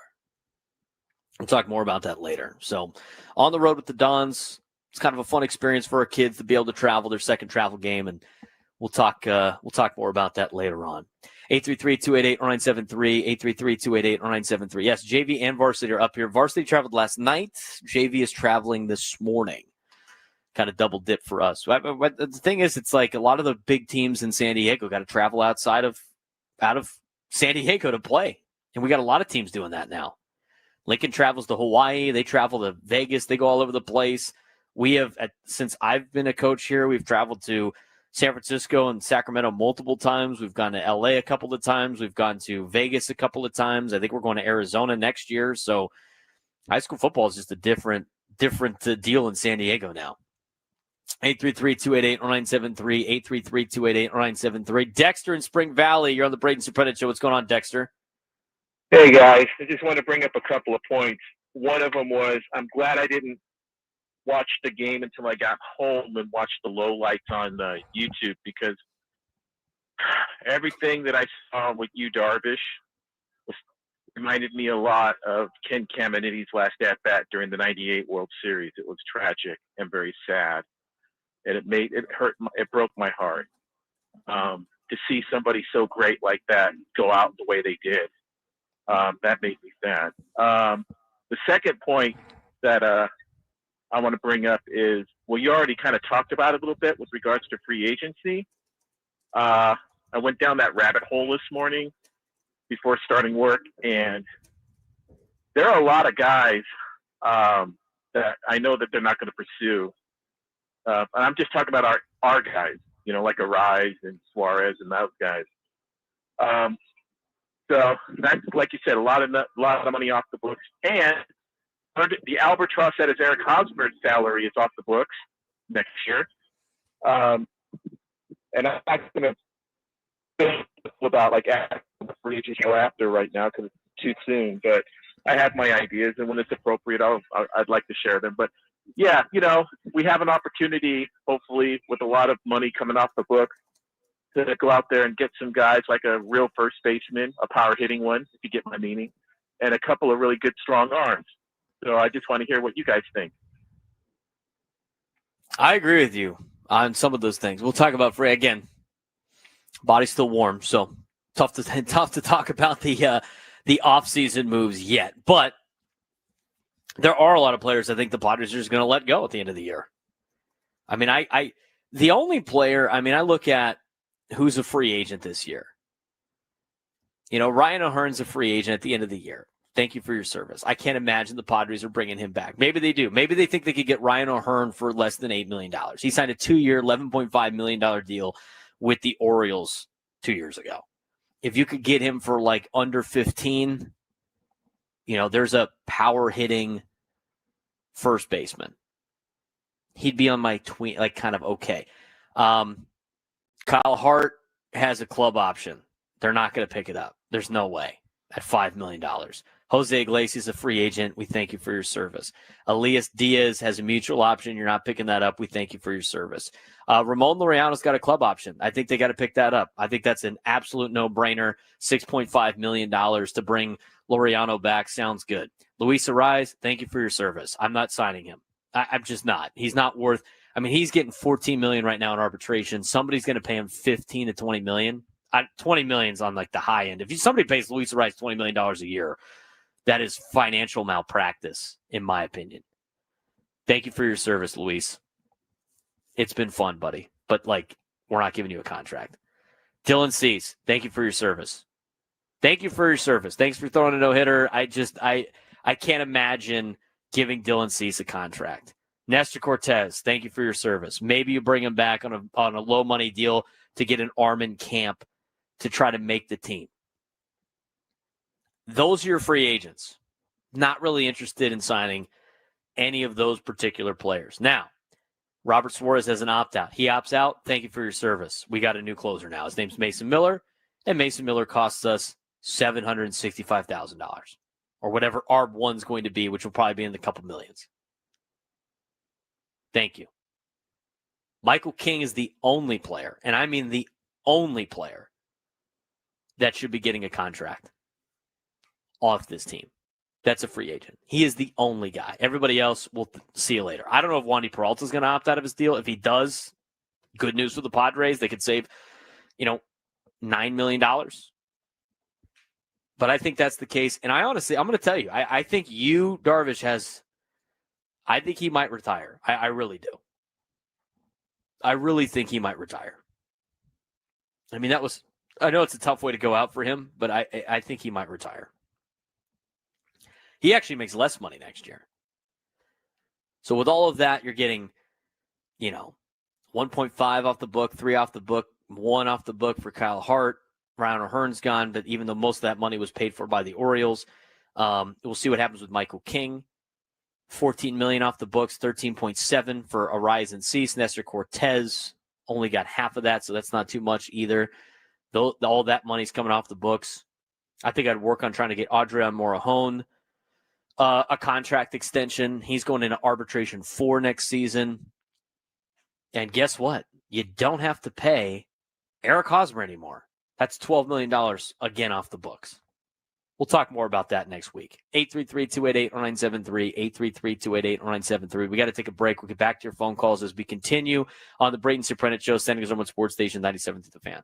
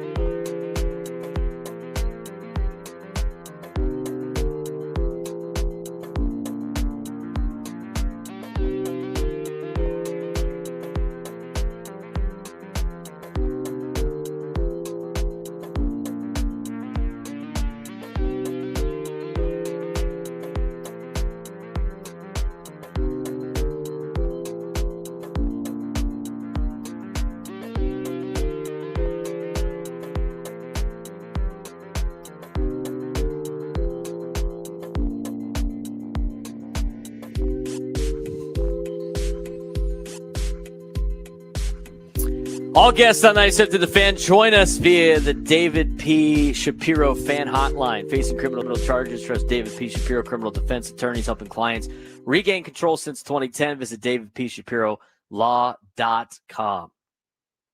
We have a Terminal 1 hater, Frank. I've been tagged in a video about how bad Terminal 1 is. Uh-oh. Yeah. When was the Crazy. video? When was the video made? At 11. Okay. Well, She's got some good points. She's got some good points on certain locations, but she's disappointed in isn't this in the deal. I got tagged it on Instagram. We appreciate the tag. Wasn't this their soft opening though? Like it's not officially open. It's like a soft I only got opening? I only got to see the beginning of her story. I haven't been able to watch the whole thing yet. But she's got 27,000 followers, so we appreciate her listening. Absolutely. Thank you very much. Once I watch the whole video, I will put out my rebuttal. I just think it's way better than what we had before. That's what I'm talking about. What we had before in Terminal 1 was awful. And trust me, I just got to the Oakland airport. Jeez, that place that's just terrible. Oakland's airport is bad. It's bad. You know what would make it better though? Tacos. Well, no, if the A's were still there. Oh, I drove past that yesterday. What a sad, like, just ruins of. They obviously still have events there. Yeah. But the Coliseum, we drove past, and then whatever the heck they, what is it? What did they use? They play at Oracle or something? Was that what was the arena the Warriors played at? Oh, no. That's in the parking lot. Oracle's where they play now. Well, I know they play. Oracle sponsors a lot of different things. What was the arena called? Whatever the arena was called was like it's sitting there. The lights were on though, so who knows? Maybe they had a concert there. I mean, the Forum's still there in LA, even though they have so many better arenas now. I'm just, you know what? As somebody that has had to deal with the misery of Terminal 1 at San Diego's airport, and you can't even go from certain gates to other gates, and the food options were terrible, and it's like everybody's on top of each other. It actually looked like a competent airport. Oh, it's just the Oakland Arena now. Oakland Arena. Yeah, I mean, that was sad driving by that. Just sitting there. 833-288-0973. 833-288-0973. Let's get back to the phone call. It was the Oakland Alameda County Coliseum was the name when it opened up, and the Warriors started playing there. And then Oracle bought the naming rights, and now they dropped it. Oh, okay. That makes sense. You know, that is the stadium they use for Angels in the Outfield. Isn't that kind of odd? Wait, Angels in the Outfield was filmed in Oakland. I thought it was Dodger Stadium. It was. I'd have to look at it again. No, they filmed that thing. They filmed that thing. I looked it up. They because I'm watching. I watched it not too long ago. Rewatched the movie, and I'm like, where is this in Angel Stadium? They don't have trees by Angel Stadium. Yeah, no. How is that? How is the kid? How is Joseph Gordon-Levitt climbing a tree with binoculars to watch the game? What stadium is this? And I looked it up. It was the Oakland Coliseum. Huh. Before they built the Raider the tower thing in center field. What do they call it? The Mount Davis. Davis or something like that. Before they built Mount Davis, they filmed the Angels in the Outfield in Oakland, which makes no sense to me because Anaheim, it's a Disney movie. And wasn't that filmed around the time that Disney owned the Angels? Well, you know. And it's like down the street? Well, you know. And you're going to film at the rival stadium? It's like, like Major League was filmed in Milwaukee at the Fulton County Stadium. That wasn't in Cleveland. Well, I believe that. But still, it's just kind of, it's a Disney production with the team that's like in town with Disney. Whatever. I digress. But yeah, we drove past that yesterday. It was depressing to see. And I'm not even an Oakland fan of any kind. Let's get up back to the phone calls. 833-288-0973. 833-288-0973. We're continuing our baseball coverage on 97 through the fans, presented by T-Mobile. Head to T-Mobile.com and get a great deal on iPhone 16 Pro. David in Imperial Beach on the Braden Surprenant Show. What's going on, David? Hey, thanks for taking my call, Braden. Hey, I've been a Padres fan since 1967, and I've seen some pretty bad products on the field. And I want to praise our management for putting something on the field that it's enjoyable to go watch. I mean, I'm with two different groups that have season tickets, and I just, I've been through. I saw some pretty bad baseball, and I've seen good baseball, and I really enjoy what I'm seeing today. Yeah, I mean, overall, it's way better than it was in the past. I mean, I continue to give the ownership and the front office flowers. This team is way more fun to watch than what it was in the past. Way more fun. Way more fun. But that, I still think as it progresses, you have to understand that there are now more, there's now higher expectations when you make the playoffs for the last 6 years. Both of those things can be true. Yes, it's way better than it used to be. But at the same time, it needs to be better. We have now elevated the organization from, it would be great if we just came close to making the playoffs, to it would be great if we made the playoffs. Now we're at the point of, it would be great to make it through the playoffs and make it to a World Series. We are now at that level of expectation, I think, for this organization based on everything they've already done. They are continuing to progress the bar there in terms of expectations. On the other side, they are continuing to regress in terms of how many rounds that they advance for. Needs to be better. 833-288-0973, 833-288-0973. Eric in San Diego, you're on the Braden Surprenant Show. What's going on? Eric, you there? I am here. How are you? All right. How are we doing? You know what? It's a beautiful day in San Diego. I've been listening to a lot of this stuff, and I agree with a lot of that's been said. First of all, I coached high school ball and junior college ball, so I know a little bit about the game. I would definitely say in a 3-game series, the better team won. That's what it comes down to. Their shortstop, their second baseman, they made plays when it mattered. You have to make the plays. You got to have a little luck. And the plays they made, ball ended up at the feet. They made a play. So I would say the better team won. That doesn't make me happy. But I am excited for the future. We do play pretty good baseball, and I'll just leave it at that. Yeah, I mean, the Cubs played better. I mean, I thought it was, to be honest, it's a very even series between the Padres and the Cubs. If you look at this whole season, they played each other 9 times. And the Cubs went 5-4 in a 9-game series. I mean, the Padres and Cubs traded blows the entire time, the entire season. So they were better. They were better in the series. They played better defensively. The pitching was a little bit better, at least at the beginning part, the starting pitching. They played better, but at the same time, the Padres still missed out on opportunities. 833-288-0973, 833-288-0973. Brad and La Mesa, you're on the Braden Surprenant Show. What's going on, Brad? Hey, Braden and Frank, thanks for taking my call, man. It was a tough day and evening yesterday in our household in La Mesa. The Padres went down, my Red Sox went down, and it breaks your heart. My wife, born and raised San Diegan, my son's, it's tough. It is tough. It's tough. You gotta it's tough. hang in there, man. Yesterday's a tough day. Absolutely, Brad. I mean, that's the thing. To me, it's like, and here's the difference. It's like, and for me, it's different now because the more I work in the industry, the more it kills your sports fandom. I mean, I learned that in college. That was part of the deal. I know what I signed up for with that. So it kills a little bit of your overall fandom. And so, like, I feel for everybody.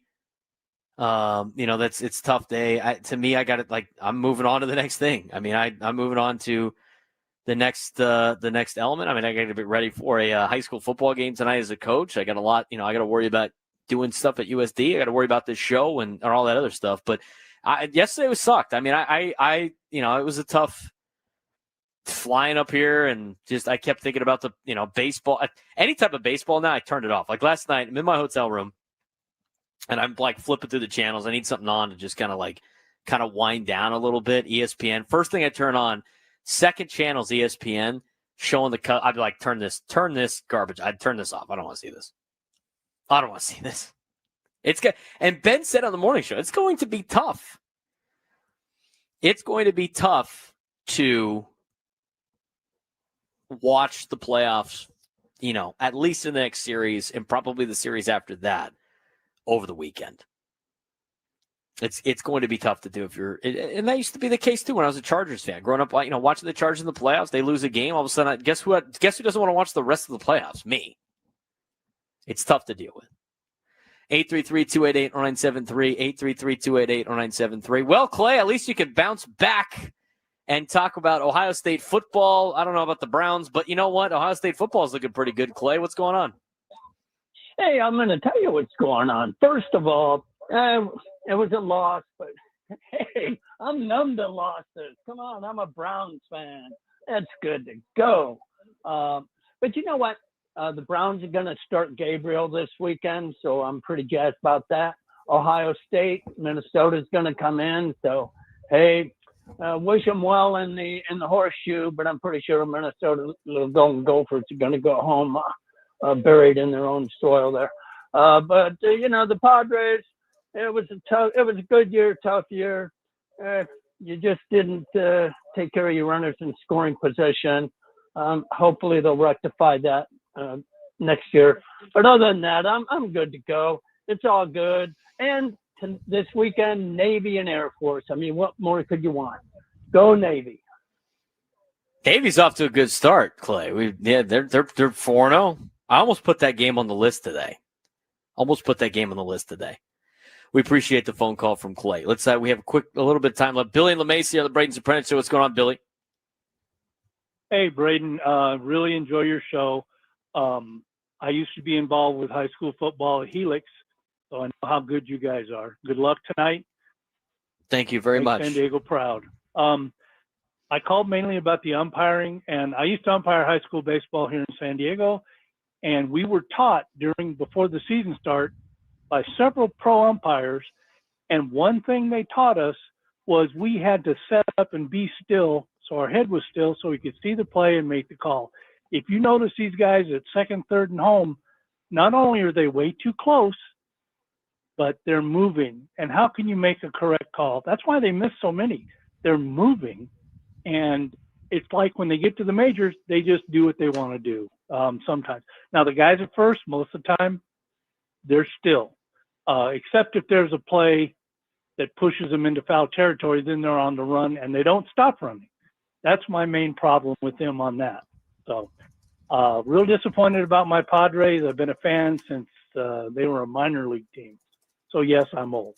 And but it's just real frustrating to see these guys get to the majors, and obviously they're good enough to umpire in the majors, and then they forget their mechanics. And as a former umpire, it's just real frustrating.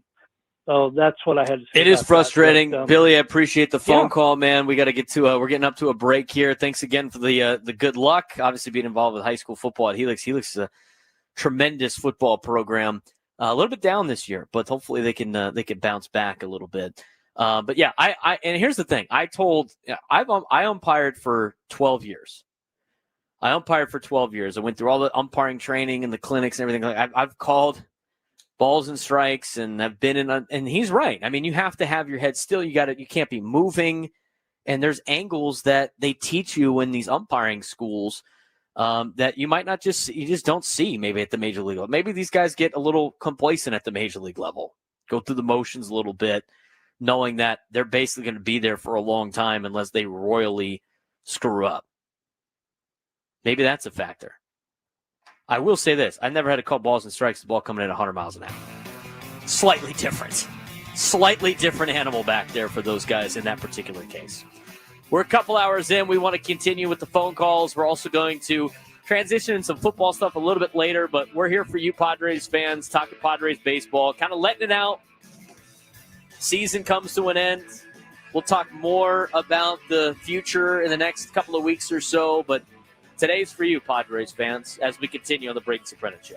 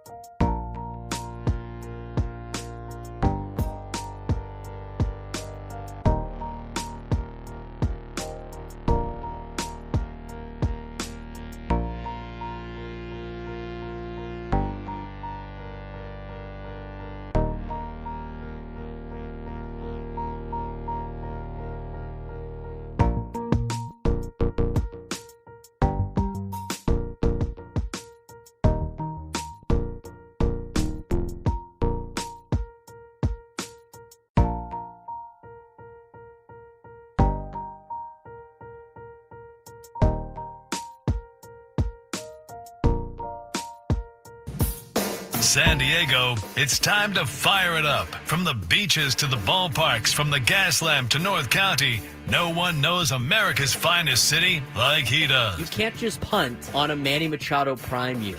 He's a fourth-generation San Diegan, born and raised in the heart of this community.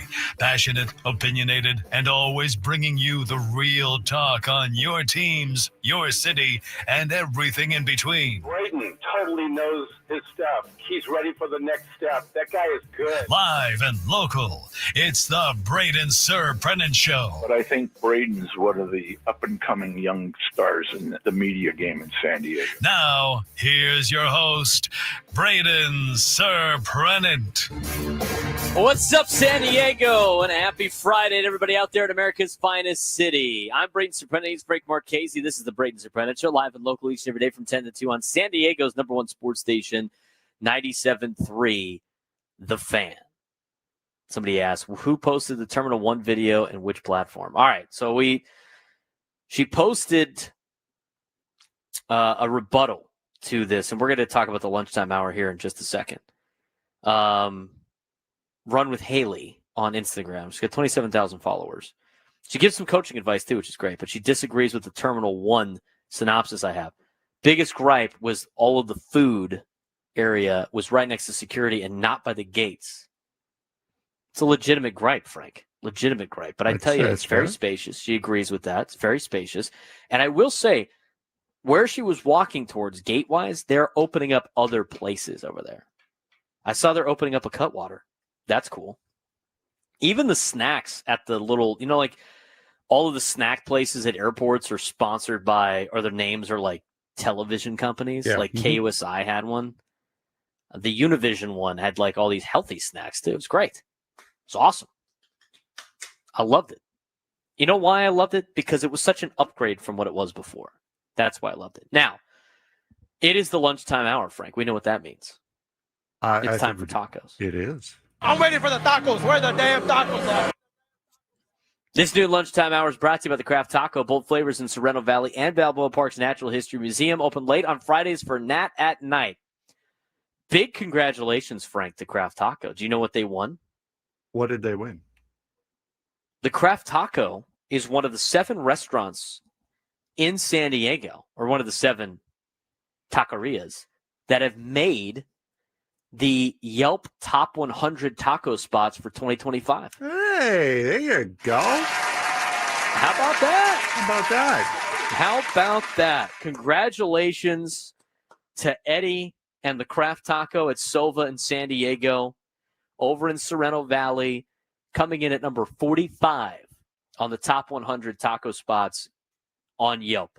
Be in the top 10 if you go. Country. You'll be on the top 10 if you go with the Carne Estrada taco. But that's true. I'm just saying.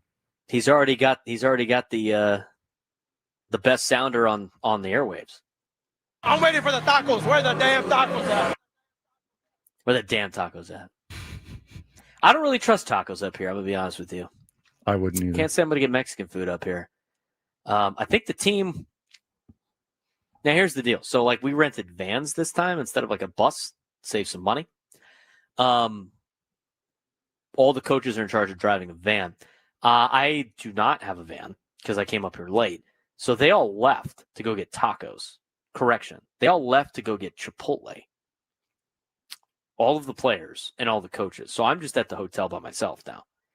I don't know when they're coming back. All I do know is I have to be ready before 2:45 because that's when we're leaving to go to our team meal. We're eating I mean, it's a lot of food being consumed here. Yeah, no kidding, huh? They went to Chipotle. I wonder what the Chipotle, but can you imagine? You're working at Chipotle in Pleasant Hill, I think is where the Chipotle is, just north of us, south of us from Walnut Creek. Might be north of us. You're working there on a Friday. Think about this. For everybody that's worked in food service, I mean, I worked at Starbucks for 3 years. The rushes were fun sometimes. The middle school rush was terrible at the one that I worked at. By the way, did I not tell everybody that I am the Grim Reaper of Starbucks? Yes, you have. Did I tell you that? Yep. The Grim Reaper of Starbucks, where every store I worked at is now under. Yes. Did I say that on air? I believe you have, yes. Did I say that on air? Did I say because the store that is in my neighborhood that I worked at on Scripps Ranch and Aviary gone. That they shut that down last week. Wow. They shut that down last week. I don't know if I talked to you about that off air or if I talked about it on air. I'm the Grim Reaper of Starbucks.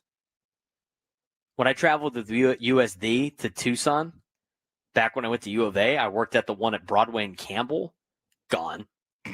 That's not like Bad Hombres coffee or something. I don't know. Bullet coffee. I don't know. Something like that sounds cool. Coffee place. And then the one I got hired at off of Mercy Road in the 15, the one by the KFC over there in the Scripps Ranch, PQ, Mira Mesa kind of group. That one's gone too. That one went under first, then the Tucson one, and then the Scripps and Aviary one. I'm the Grim Reaper of Starbucks, but I used to work in food, coffee, whatever. You got to do, customer service. You ever have a customer service job, Frank? Yes, I have. Yeah, it's not fun. It sucks. No, it's not. It just sucks. It's not great. I've never had to work retail, but I did the food service thing, and I wasn't. I don't know how waiters have to deal with it and everybody else. It's just there's a lot of ones that suck. But where was I going with this with the tacos? Oh, now imagine. So all the people that have worked in that industry before, imagine it's a Friday. Near the middle or end of your shift, and you have 80 people part of a high school football team showing up at the same time. We're out of here. Bye, everyone. Closed. Yeah, we're closed. be like, I'm out. We're out. Done.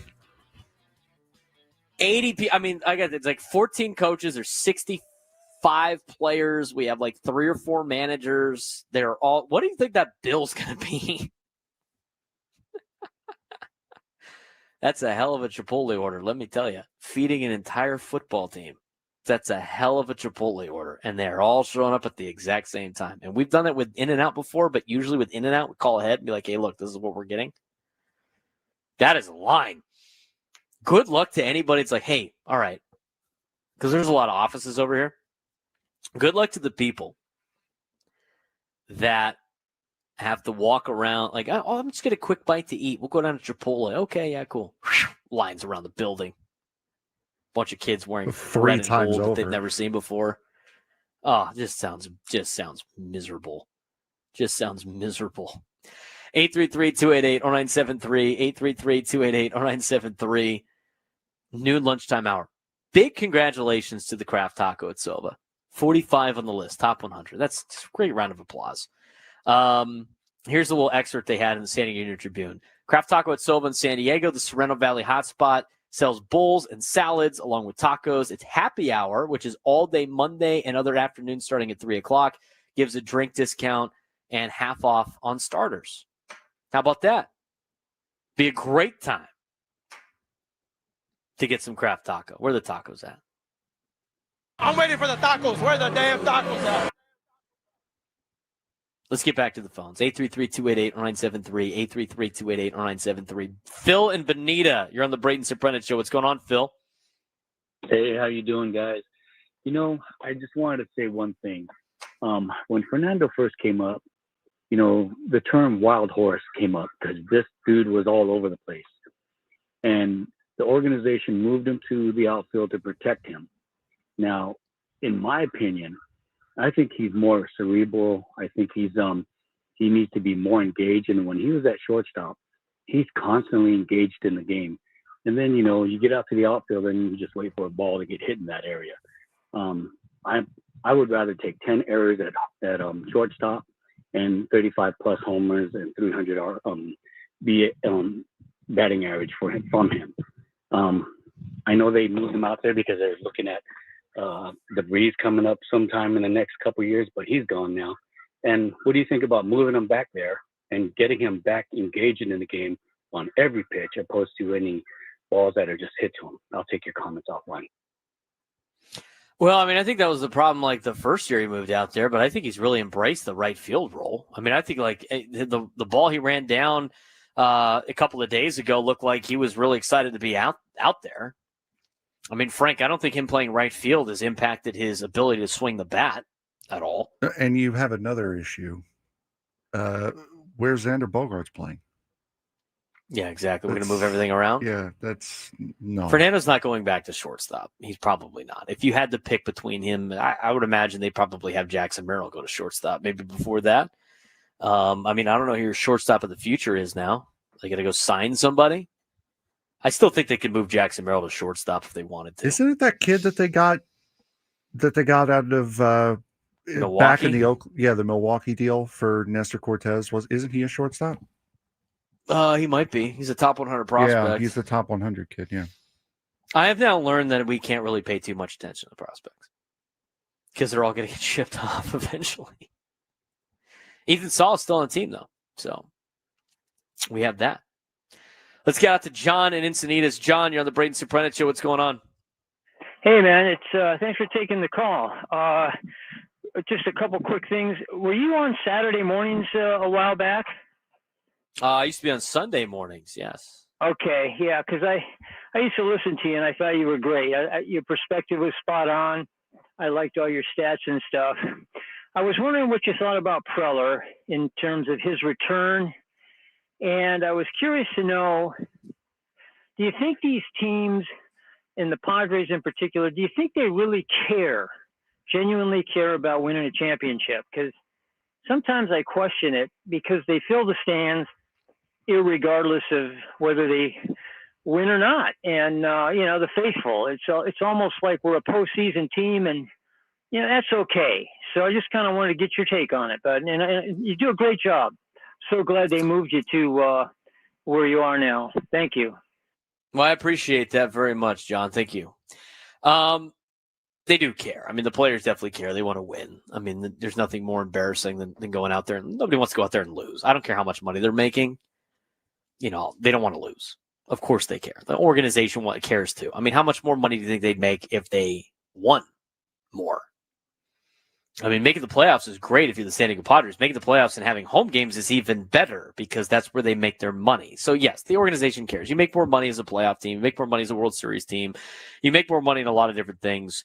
And there's a lot of incentives to win aside from the fact that everybody, it's in the business of winning.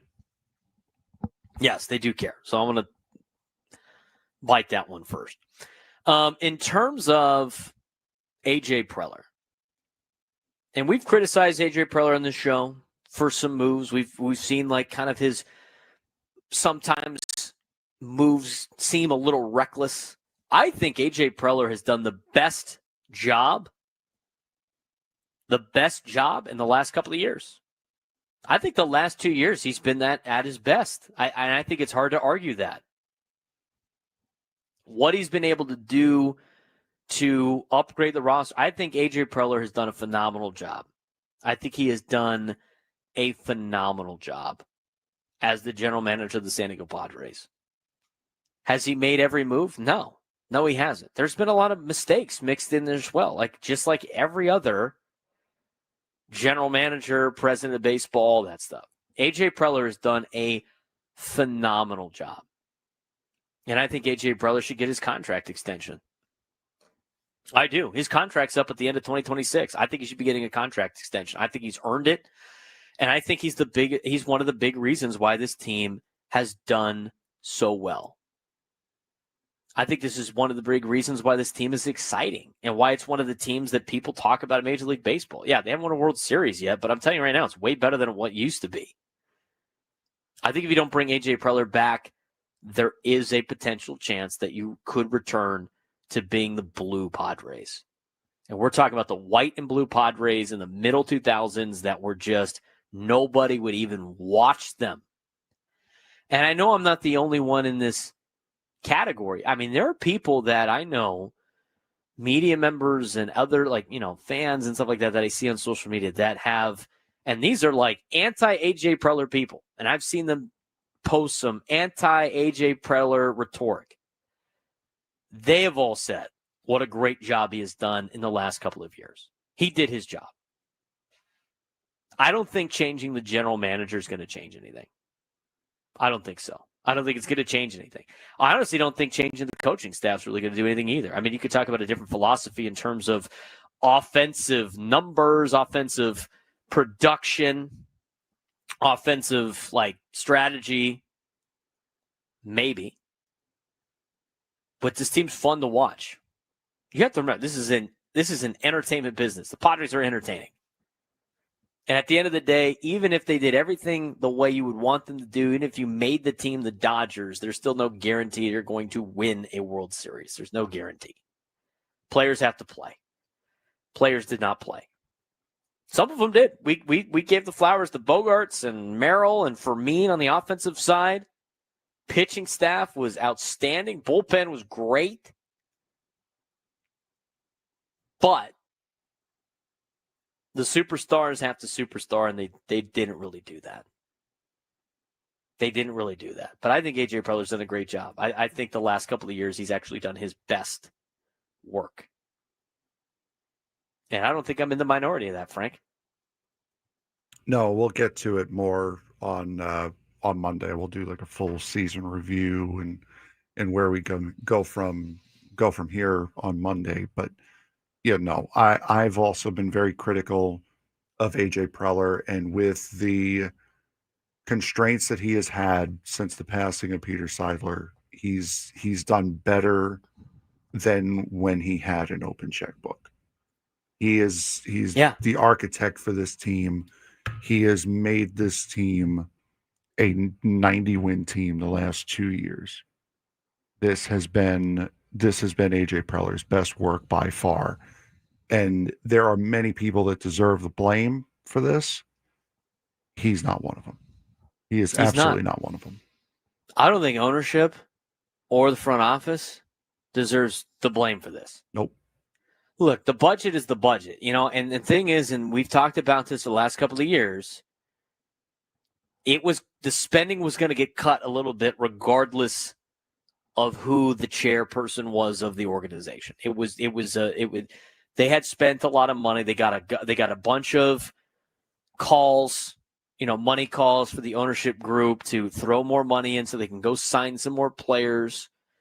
And regardless of Peter being in charge or not, money was going to get cut in terms of spending. That was always going to happen. And I think Preller has done his best work while having a budget. And I think you've seen it the last couple of years. They can win with having budgetary things. Here's the other thing. There's a lot of organizations that are cutting money. The Texas Rangers are going to cut money. I mean, tell them hit the New York Mets, but the New York Mets have spent a lot of money. I don't know if they want to just keep opening the checkbook. I think a lot of teams are trying to cut some payroll right now, and we'll see what 2026 is like, because 2027 is not a guarantee at this point in time with the salary cap and everything like that. The collective bargaining agreement, that's going to be a hellstorm.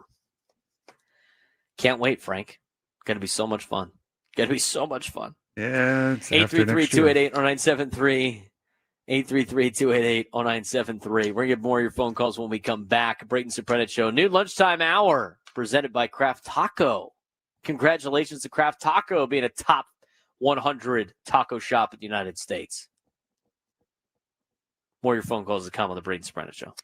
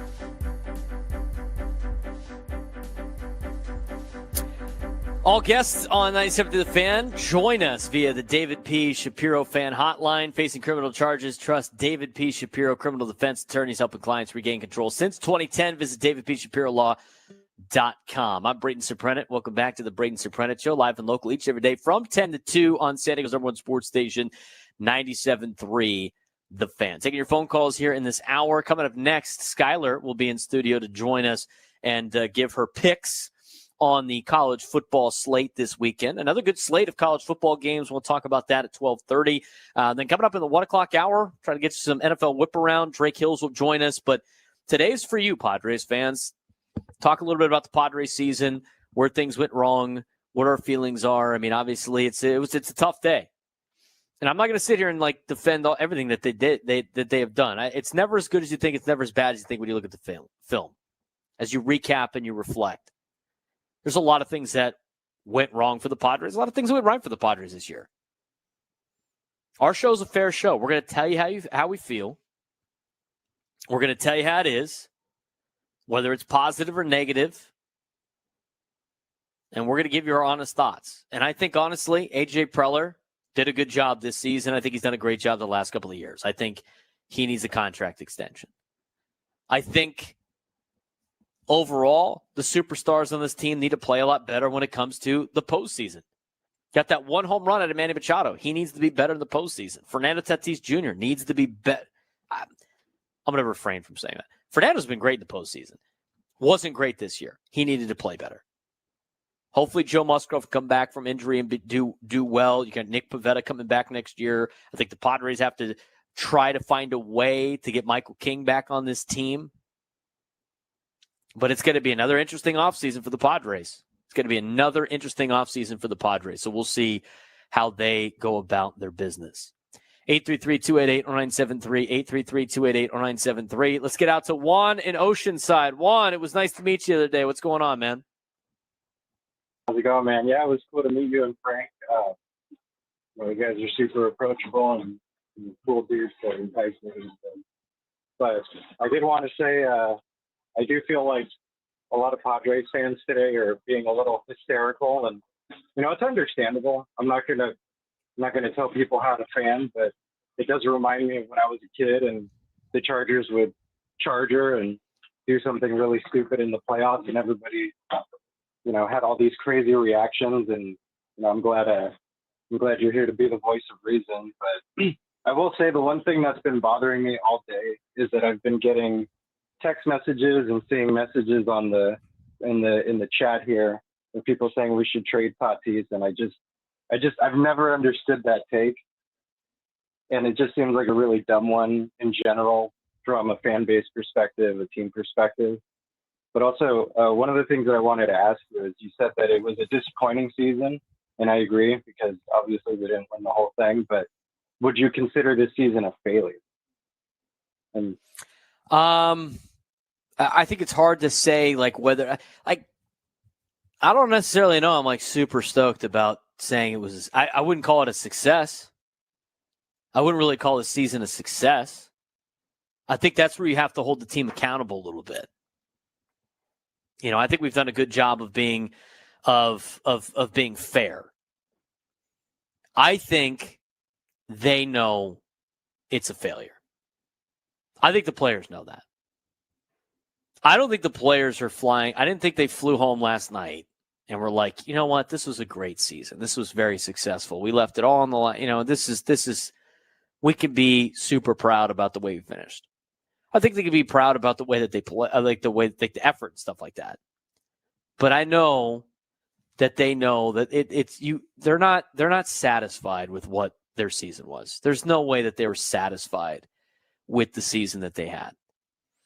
So I think it's close to a failure. I mean, I think it is. I think you can have some success during the season. Okay, making the playoffs is successful. I mean, making the playoffs 4 to 6 years is successful. So you can't take that away from them. But I can't, I don't know. To me, this team is now at the expectation of they have to win in the playoffs now. They have to win in the playoffs now. Just making the playoffs, to me, is not enough success for what the team is. Not to say that they are at the Dodgers level, because they're not in terms of expectations with money and everything like that. But if the Dodgers lost to the Reds in the first round of the playoffs, wouldn't that be a failure? If the Dodgers lose the Phillies next series, would they consider that a success? If the Phillies lose in the first round of the playoffs, is that a successful season for them? Brewers. Let's talk about the Brewers for a second. If Milwaukee loses the series to the Cubs, would they consider that a successful season? I think you can have different levels of success. I think from a standpoint of entertainment and money and everything like that, and getting people to go to games, yeah, successful. On field, probably not. I think you could have two different levels of success. I think from the ownership standpoint, it was a successful season in terms of, like, not to say that they're okay with not winning, but they've had record numbers. I mean, they're growing, continue to grow in terms of the love for the Padres. It's a long-term game. On field-wise, I wouldn't necessarily think it's successful. And I think you have to compare yourself with the top teams in the National League. Are the Brewers, if they get eliminated, are they considering this a successful season? And I don't think you can only consider it a successful season if you win the World Series. I thought on the roundtable, they making it to the NLCS would be a successful season. I think losing in the divisional series, I wouldn't be satisfied, but it would have been like, because it's kind of, it's different because it's such a crapshoot in the playoffs. It would make sense, but at the same time, you would feel disappointed. I think this is a failure, not making it out of the wild card round. I think it would be fair to say it's a failure of a season.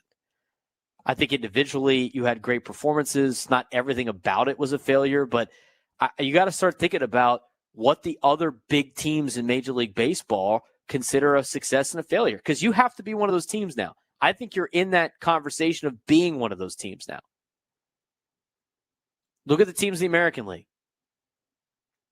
Like, if you're Detroit, like, does Detroit think this is a successful season because they made the playoffs? No, probably not. They blew a huge lead, losing the first round. Right? I mean, that's not a successful season. Or Cleveland, whatever. Cleveland. I mean, the Tigers like had their entire season get eviscerated, and now they get to, they survived the Guardians in the first round of the playoffs. But I don't think that they find it to be successful. So I wouldn't say it's a successful season. Probably a failure of a season. And I think it could be different. I think from a business side, it probably was a success. And that's part of it too. This is a business. They're the entertainment business. On field, probably not a success. I bet you if you asked most of those players if they were like satisfied with the season ending like that, I don't think any of them would say they would. And so if they're not satisfied with how they played and how they finished, then I'd probably say it's a failure. Kind of a long way of answering one's question. 833-288-0973, 833-288-0973. We do have to take a quick break. When we come back, Skyler is in studio to get you some college football picks. We're going to talk some college football, take a little break from the Padres baseball. 1 o'clock hour. Want to get back to your phone calls as well. This show's for you, Padres fans. Let it out. We're to talk this one through together. There's a lot of negative to discuss, but I think there is some positive for the future. As much as some people don't want to see that, I think there is some positive for the future with this organization. We'll talk more about that in the 1 o'clock hour. When we come back, the queen of college football joins us. Skyler is in studio to help pick some of the college games in college football this weekend on the Braden Surprenant Show, Standings #1 Sports Station 97.3 The Fan. Quinn and Chris on the Fan. If you guys could compete in any Olympic event, what would you choose? I've always been drawn to figure skating. I remember when I was a kid. I was not expecting him to go there. No, I don't think any of us were. I really have, though. There was. Tony is dying over there for Listen to Quinn and Chris weekdays from 2 to 6 on 97.3 The Fan. The best way to enjoy Padres baseball is by becoming a season ticket member. With memberships currently sold out, join the Padres On Deck membership waitlist to secure your spot in line to select seats once they become available. The Padres are headed to the postseason in 2025. While you wait, season ticket members enjoy priority access to Padres tickets, including opening day, discounts on concessions and merchandise, invitations to exclusive events, and more. Become a Padres On Deck waitlist member today. Visit Padres.com/waitlist. Jack here. Did you know my $3.49 sourdough scramblers are available all day? Toasted sourdough with bacon or sausage, scrambled eggs, and melty cheese. Yum. All for just $3.49. Get so much more. Plus tax. Limited time only. Price and participation may vary. Welcome to Talking About. Hey, I'm Austin Gardner. And I'm Kyle Lobe. We're the founders of GL Pools, San Diego's largest family-owned pool service and repair company. We're grateful to have helped thousands of San Diegans keep their pools crystal clear since 2006, and we'd love to help help you too. Call GL Pools today and mention radio, and we will give you 1 free month of pool service so you can experience what pool service should be, with no contracts, no commitments. You've worked hard for your backyard, and so will we. Visit glpools.com today and get back to enjoying your pool. That's glpools.com. Life can be hard sometimes.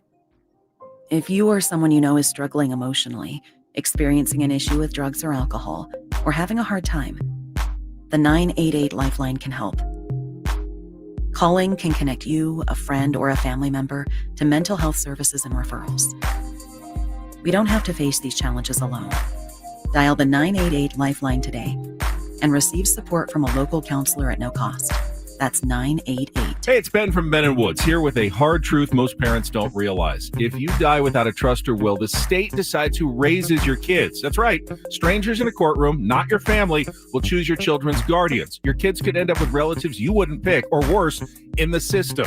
With Trust and Will, you can quickly protect your assets and nominate guardians for your children all online. Take control of your family's future. Visit trustandwill.com and use code radio20 for 20% off services. That's trustandwill.com. Fishing is back on The Fan. Let's Talk Hookup has returned to 97.3 The Fan, Saturday 7 to 8 a.m. and Sunday 7 to 9 a.m. Get all the latest fishing info. Let's Talk Hookup weekends on 97.3 The Fan. This program is sponsored and produced by Let's Talk Hookup.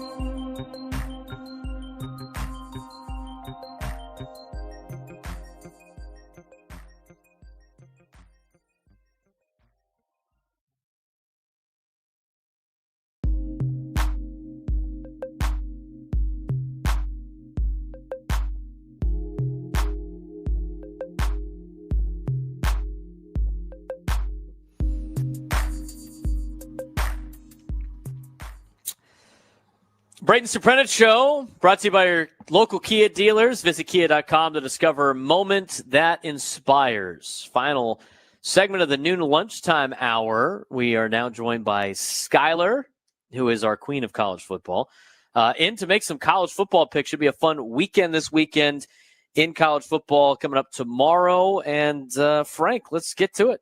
Let us do that here. Hold on one second. All right. There you go. Let's get into happy spirits after the Padres lost yesterday. Absolutely. Talk college football for you. Huh? All righty. So, Skyler, first game. 9 a.m. on ESPN2. It is Iowa State. Why'd you move it? Why you got to move it? Did you I reorder fixed it? I had to fix it. God. No, I didn't reorder anything. Iowa I had to State. fix the No, he graph. moved the It was on whole two different. thing. It was on two different things. There was one game on the second screen, and I can handle that. I may look stupid, but I want them I'm all on not- one screen. My OCD takes over. Well, that's cool. Iowa State. All right, get the game going. Iowa State 5-0, number 14, taking on the Cincinnati Bearcats in Cincinnati. Bearcats actually favored by 2.5 in this game. Skyler, who do you got? Yeah, so you have an unranked team playing at home, favored against a ranked team. Iowa State is 5-0, but I'm going to take the Bearcats at home on this one. Okay. Braden? Iowa State's just been kind of coasting through the season. Just been, win here, close game, win there, close game. I'm a little surprised that Cincinnati is favored at home, but Vegas usually knows what's going on. So, you know what? I think the Bearcats are going to ease the pain of all Reds fans. They're favored by 2.5 against Iowa State. I think they win this game by a field goal. I need to make up some ground, so I'm going to take Iowa State here in this game. And plus, I can't bring myself to root for Cincinnati after they took our 1-hour show away yesterday. Game 2, Braden. Number 22, Illinois, the Fighting Illini, 8.5-point favorites at Purdue. The Boilermakers are actually 2-2 this year, so it has not been a bad year for the Boilermakers. Who you got here? I like Illinois in this game to win, covering 8.5 on the road. Interesting. I mean, we're going to see how good Illinois really is. They beat SC last week at home. I'll take Illinois to cover 8.5. I really don't want to, but I'm going to.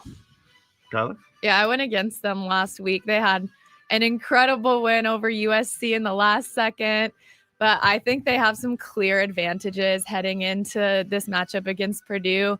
8.5's a little tough, but I'm going to go with Braden also and take Illinois to cover. Yeah, I will not be a Purdue, and I will take Illinois as well. Kansas State Wild. Did you say a Purdue? Yes. That's hilarious. I love that. You tell it to Drew Brees? My friend is a Purdue graduate, so I call him that all the time. Kansas State Wildcats 2-3 taking on the Baylor Bears at 3-2. This game is at Baylor. Baylor 5.5-point favorites is also a 9 a.m. game. Skyler, who do you got? Yeah, so Kansas State, I think they're finally making the improvements that they need to throughout the season. They had a nice win last week. But going into Baylor, I think that Baylor is going to be able to take advantage of the struggles that the Wildcats have had all season playing at home. So I have to take, sorry, Braden, but Baylor to cover. Braden? I mean, I very much dislike Baylor, but I kind of need Baylor to win this game because the Frogs have K-State next week. And the Frogs got to play at K-State next week. And the last thing I need to see is Kansas State revitalized with a win on the road to Baylor, where all of a sudden that game matters. I'd rather see them just kind of quit and roll around down the stretch, so I don't have to worry about K-State anymore. I think Baylor is better than K-State is just not very good this year. I think Baylor is better than than what probably people think with Sawyer Robinson. So I'm going to go with the Baylor Bears. I think they cover. I don't think they're really challenged at home against Kansas State. It was just continue to struggle this season. God, so what are we doing, man? I'm going to go Baylor as well in this game. I think they are the better team over K-State. Braden, you can get a ticket for that game as low as $8, by the way. There you go. How about that? Number 9. What's the San Diego State price tonight? We didn't get to this because we were focused on something else, and we also had shortened shows. They actually had a sale. I think it was either Tuesday or Wednesday, $29 tickets. Oh, that's not bad at all. On a flash sale. That's great. Yeah. Yeah. So the they secondhand market right now, tickets as low as $60 for Colorado State, San Diego State. You can watch K-State play Baylor in Waco for $8. There you go. Continue. Braden, this is your first pick here. Number 9, Texas at 3-1, 3.5-point favorites against the Florida Gators, who still somehow have not fired their coach. Is he gone at the end of the day, at the end of the week here? Texas, a 5.5-point favorite on the road. I like them over Florida, even though, I thought Florida was going to play some games tight. because they're a decent football team with a brutal schedule. I think Texas handles business. Plus, if I lose that and it's a reason for Texas to lose, I'll make the emotional hedge bet. I'll go with Texas. Skyler? Yeah, I think honestly, to me, Texas isn't quite the dominant team that I was expecting them to be. But I will say that I think they're a far stronger team than Florida. Florida has struggled so much, and just watching that quarterback, he's kind of all over the place. He's super unpredictable. He's struggling to make plays, and I think with seeing that all season, it would be really hard to go ahead and pick the Gators. So I definitely have to go with Texas. And we are 3 for 4. Gotta love it. All right, Skyler, this one, again, I should probably just write down your pick here. The Vanderbilt Commodores, number 16 in the nation, 5-0, taking on the number 10 Alabama Crimson Tide, favored by 10.5. This will be a 12:30 kick on ABC. I'll just start writing Alabama right now. Well, I'm sure that this one will probably differ on, right? I'm not afraid. I know you guys will probably pick Vanderbilt because Vanderbilt has had a lot of great momentum, but Alabama just beat Georgia at home. They ended a 30-plus game win streak for the Bulldogs. They've got a lot of momentum. They've really started getting things together. I think they've gained a lot of confidence. And this is a revenge game. This game's at home for Alabama. They need to go. They have to win this game. And I think that they need to dominantly win this game to kind of put their mark on the season and make up for some things that happened earlier on in the season and last year. So I think Alabama's going to cover for sure. Braden? I got Alabama. 100%. I got Alabama in this game. I'm shocked. There's no way Vandy goes down. There's no way Vanderbilt goes down to Tuscaloosa and even competes with Alabama. Vanderbilt might be fake good. I don't care. I don't care that their quarterback's 38 years old. Alabama's going to win, but Vandy's going to cover. I'm going to take Vanderbilt in this game. Braden, back to you. Boise State at 3-1. Against number 21 Notre Dame, who's 2-2. Now, a 2-2 team may not be the most surprising bit here because the spread is 20.5 for this game. Braden, who do you got?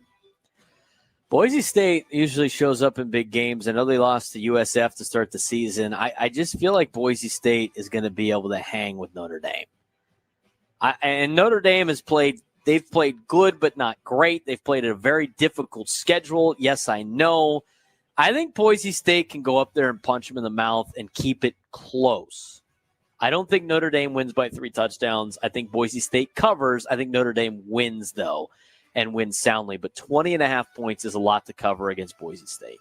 Skyler? Yeah, I 100% agree. I think Notre Dame has just struggled so much this season. I think that they are making improvements and their season is kind of trending up, but I don't think it's trending up enough for them to cover by 20, 21 points.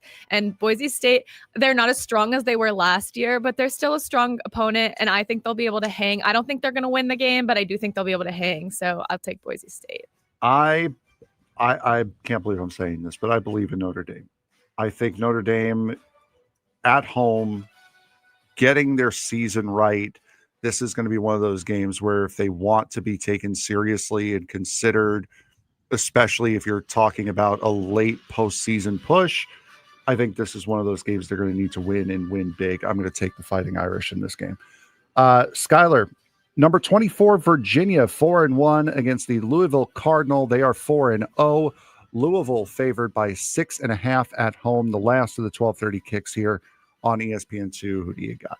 Well, Virginia, they beat Florida State last week. I think that's maybe like the biggest story of college football, the drama with them storming the field and putting the players at danger, whatever. But I think they've got a ton of momentum heading into this week, and I think that that's going to carry through. So I'm going to take Virginia.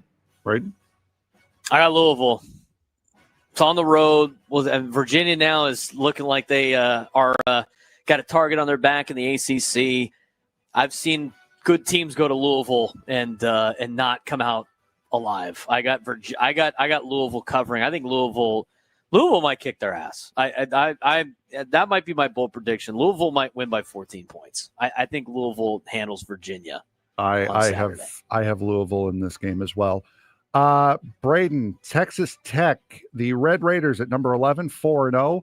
Bang, bang, Red Raiders. 11.5-point favorites against the Houston Cougars at Houston, 4 p.m. kick on ESPN. Who do you got? Texas Tech's the best team in the Big 12 right now. I mean, it's not even close. They're legit. They did a great job in the portal. They spent a lot of money on their roster. I think they're a big reason why the Big 10 and the SEC are freaking out about conference realignment stuff and playoff automatic qualifiers and everything like that, because the Red Raiders got money to spend. Houston's okay. I think Houston is okay. I don't think they're that particularly good. I mean, they shut out Stephen F. Austin. They handled Rice, big deal. It was kind of tight with Colorado. They go to Oregon State and beat a Beavers team that hasn't won all year by 3 points in Corvallis. I got the Red Raiders in this one. I think they cover easily. Skyler? Yeah, I mean, Texas Tech, their defense has looked phenomenal so far this season. They've got an offense capable of putting up a lot of points. I think Houston will try their best to hang with them, and initially they may be able to do that. But I think Texas Tech will pull ahead easily in the second half and definitely cover the spread. All righty, Skyler, your last up on the first pick here. Number 3, Miami Hurricanes at 4-0, 4.5-point favorites against the number 18 Florida State Seminoles at Florida State, 4:30 start on ABC. Yeah, well, I've said it already this season. I mean, Carson Beck is doing a great job in Miami. I think a lot of people are kind of over that, but Florida State fell last week, so I kind of anticipate maybe that you're going to start seeing that program fall apart just maybe a little bit. I know, yes, they beat Alabama, but they're kind of on a downtrend now, and I think I'm going to take Miami. Braden? And I lost. It's tough to play a conference game on a weeknight on the road. Trust me. It's hard to play a conference game on a weeknight on the road, especially if you're a ranked team against a non-ranked team. I think Florida State beats Miami at home. I think Florida State is the team that gets the Hurricanes. I'm not a huge believer in the Hurricanes. I should be at this point because they're 4-0. They've gone through a nice little schedule of teams that are very formidable. But I like Florida State in this one. Seminole chop. Florida State, I don't know if they win, but I think they make it close. So I'll take them plus 4.5. I'm going to take Florida State as well. I think the fact that it played at Florida State is what's going to give them that edge to be able to cover. They may or may not win. I don't know, but I'm sure it'll be a close game. Braden, last one here. Mississippi State at 4-1, taking on the number 6 Texas A&M Aggies. Aggies are favored by 15.5. That just dropped to home. 16.5. Oh, there you go. So 16.5. 4:30 start on the SEC network. I just watched Mississippi State play last week against Tennessee. Now, it was down in Starkville, so who knows if that played a major factor. I mean, they beat Arizona State earlier in the season. They took Tennessee to overtime. I know both of those games are at home. The running back core for Mississippi State's pretty good. And running the football is a big key to win on the road. It's not November yet, where Texas A&M usually falls apart, but I think Mississippi State keeps this one close. I don't think they lose by 16.5. I think this game is maybe a 10-point game in favor of the Aggies. I'll take the Bulldogs plus 16 in the hook. Skyler? Yeah, well, I mean, Texas A&M's at home again this week, but I don't really think it helped them all that much last week. So I thought that was going to be a big advantage for them. And yes, they won, but it really wasn't as dominant of a win as I thought it was going to be. And I made a pretty bold statement last week saying that Mississippi State is maybe one of the worst teams in the SEC. And then they went and looked pretty good, honestly. I really enjoyed watching that game. So I don't think I can go against Mississippi State for 2 weeks in a row. And I think I got to redeem myself after that statement last week. So I got to take the Bulldogs on this one. I am going to go with Mississippi State as well. Just last up here, this is not a part of the official picks. And Braden and I will talk about this coming up in the next hour. Colorado State playing San Diego State tonight at Snapdragon Stadium. Skyler, take your pick. I'll take the Aztecs. Yeah, not a part of the official. This picks. one has been hard for me because I feel like every time I'm going with the home team, something happens. So part of me wants to take Colorado State just to give the Aztecs some luck, but my heart can't go against the home team, so I'll take the Aztecs. And Braden, you said San Diego State. Aztecs are better than Colorado State. 6.5 at home. The way that they played against Cal, I mean, shoot, they could probably hammer Colorado State. Hopefully that's the case. Aztecs haven't given up a point yet at home. Yep. Maybe that's a factor. Another shutout at home. We'll see. That game's tonight, 7:30 on CBS Sports Network. Should be a good one. Aztecs and Rams.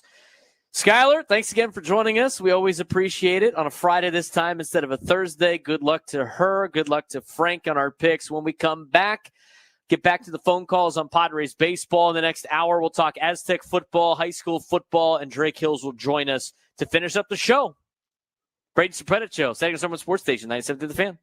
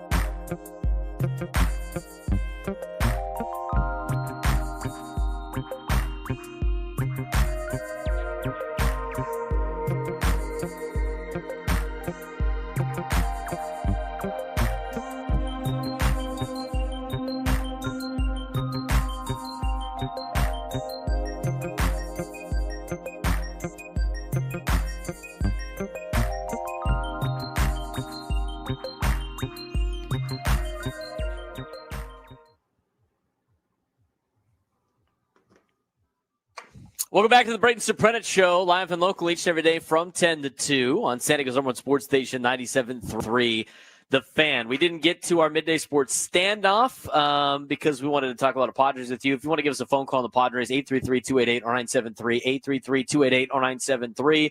Tough loss last night to finish the season, get eliminated from the playoffs with the 3-1 loss to the Chicago Cubs. So we're now in off-season Padres into full football mode. But if you were able to take me down, we haven't been able to play it this week. We'll resume again next week. Our midday sports stand-up prize at the end of the month is a chance to win our grand prize, a trip to see the Eagles at Sphere Las Vegas, including 2 tickets to the show on January 30th. 2-night stay at the Venetian Resort Las Vegas, a Vibe VIP package, and a $100 gas card. Eagles have added 2026 shows to the band's residency at Sphere in Las Vegas on Friday, January 23rd, Saturday, January 24th, Friday, January 30th, and Saturday, January 31st. The residency now features a total of 48 shows from Friday, September 20th through Saturday, January 31st. Tickets at Ticketmaster.com. Now, that being said, I think this was the last week for that one. So if you qualified this month, congratulations. You don't have to compete with anybody else. It's one of these guys. Oh, no, Gonzo, don't do that. 833-288-0973, 833-288-0973. We got a lot of football to get to. We want to talk about high school and college football in the next segment. Drake Hills will join us in the 1:30 spot. But it's time to get to our NFL whip around, Frank. That it is another week of the NFL coming up. This will be week number 5 of the National Football League season. We started off last night with an overtime game between the San Francisco 49ers and the Los Angeles Rams. Rams dropping that game 26-23, final in overtime. Any thoughts from that game as you look out the window at your team that has too much energy?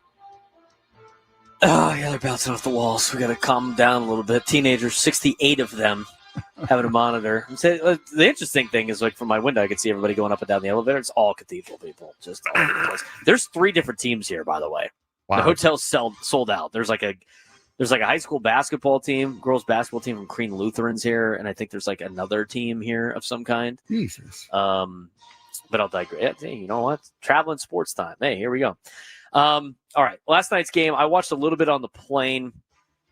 Not bad for Kyron Williams and Christian McCaffrey, 2 products of Braden Surprenant fantasy teams. They looked pretty good last night. Kyron Williams coughed up the ball going in the end zone.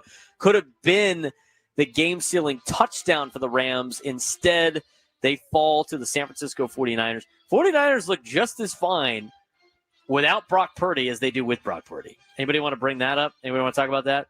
I mean, Mac Jones is doing just as much as Brock Purdy would do. No? Nobody wants to talk about that? All right, we'll move on then.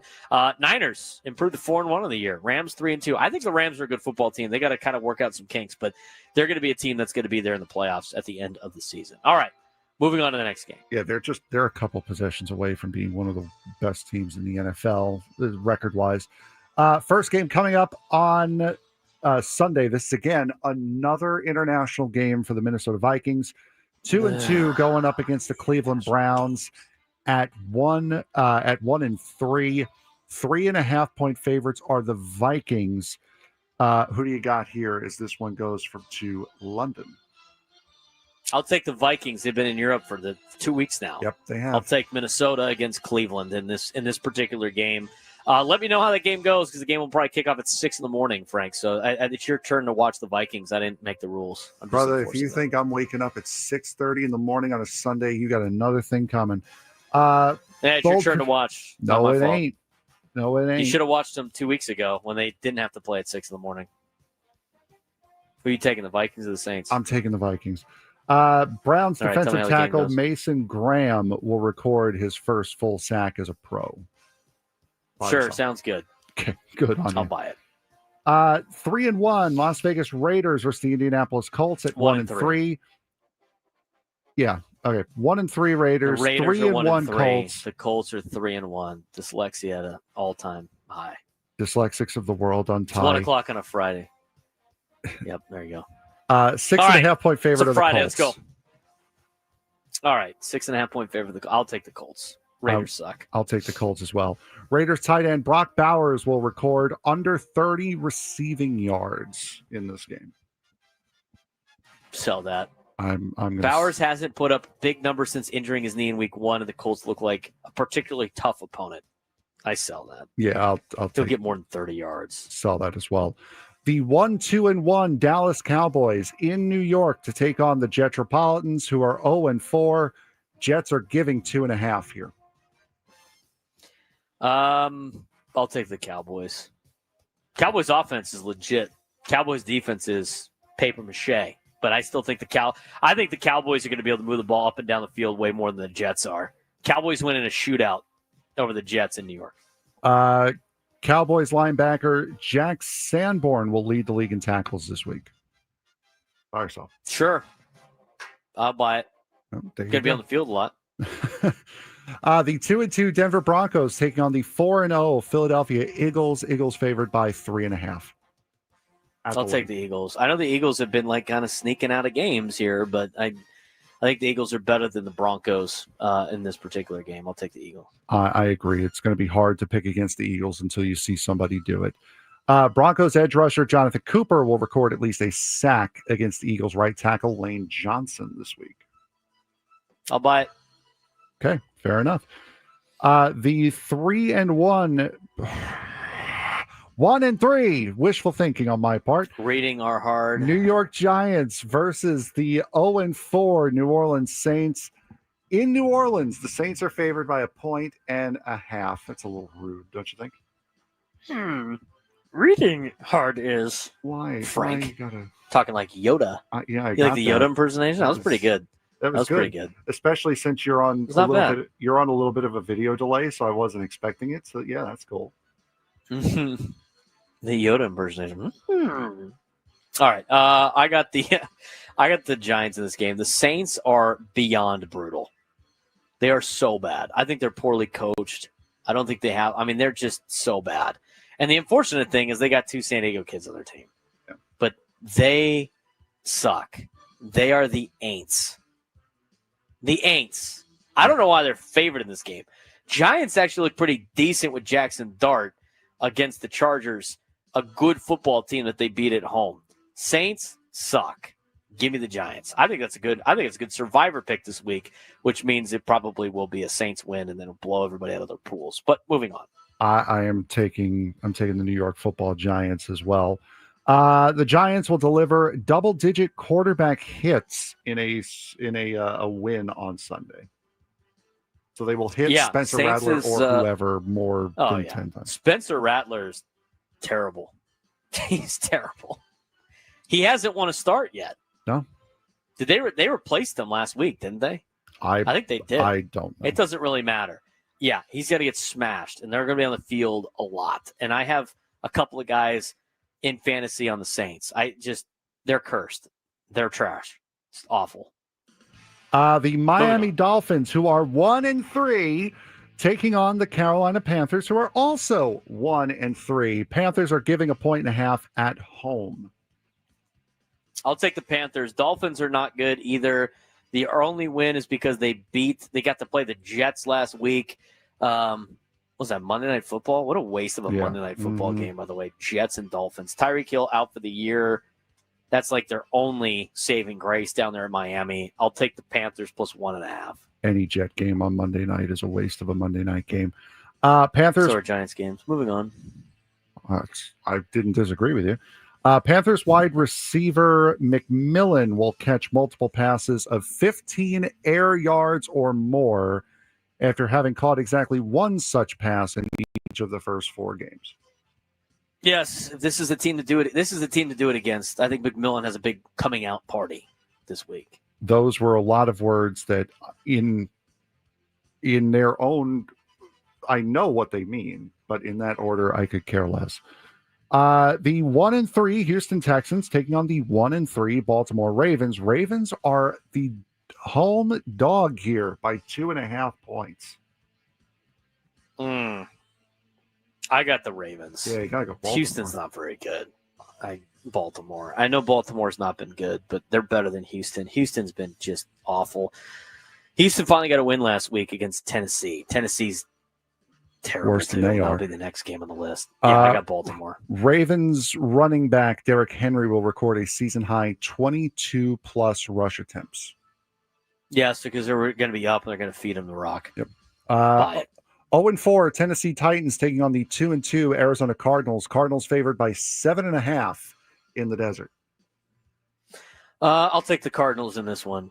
Tennessee has yet to show that they are capable of competing with anybody right now. And as their quarterback said, if I'm going to keep it buck, we ass. That's exactly what the Titans are. They're ass. They suck. Moving on. Cardinals running back Michael Carter will record 80 or more rushing yards. Yes, I will buy that. They obviously do not have James Conner. I think he's going to get an opportunity, him and Amari DiMercato. So I'm going to go with I'll buy that. Titans defense is very lackluster. All right, now we're getting into the legitimate 3-1s here. The Tampa Bay Buccaneers versus the 3-1 Seattle Seahawks. Seahawks favored by 3.5 at home. I'll take Seattle. I like Seattle at home in this game. Tampa Bay's been okay. They really coughed that one up against Philadelphia on Sunday. Yeah. They had to come all the way back. They were down early, had to come all the way back, and then they couldn't hang on to beat the Eagles. Long travel for Tampa going to Seattle. I'll take the Seahawks by 3.5. I'm going to take Tampa, actually. I have a feeling about Tampa. I want to mix it up. Yeah, I like it. Seahawks edge rusher, Boy Math. Let's just buy it. It's so crazy. Let's just buy it. Cool. Record a 25% pass rush win rate or better. Wow. Sure. Hold on. I got it. I got this one. Hold on here. Where is it? I know it's here. Where is it? I know we have it because I'm the one that cut it. Where is it? Oh man. Here we go. Yep, here it is. You're a nerd too. Yeah, the whole Goose Gossage nerd bit there. The Detroit Lions at 3-1 taking on the 2-2 Cincinnati Bengals. Bengals giving 10.5 at home. They're getting 10.5. Yeah, getting 10. They're not giving the Lions. I know. It's been a rough segment for you.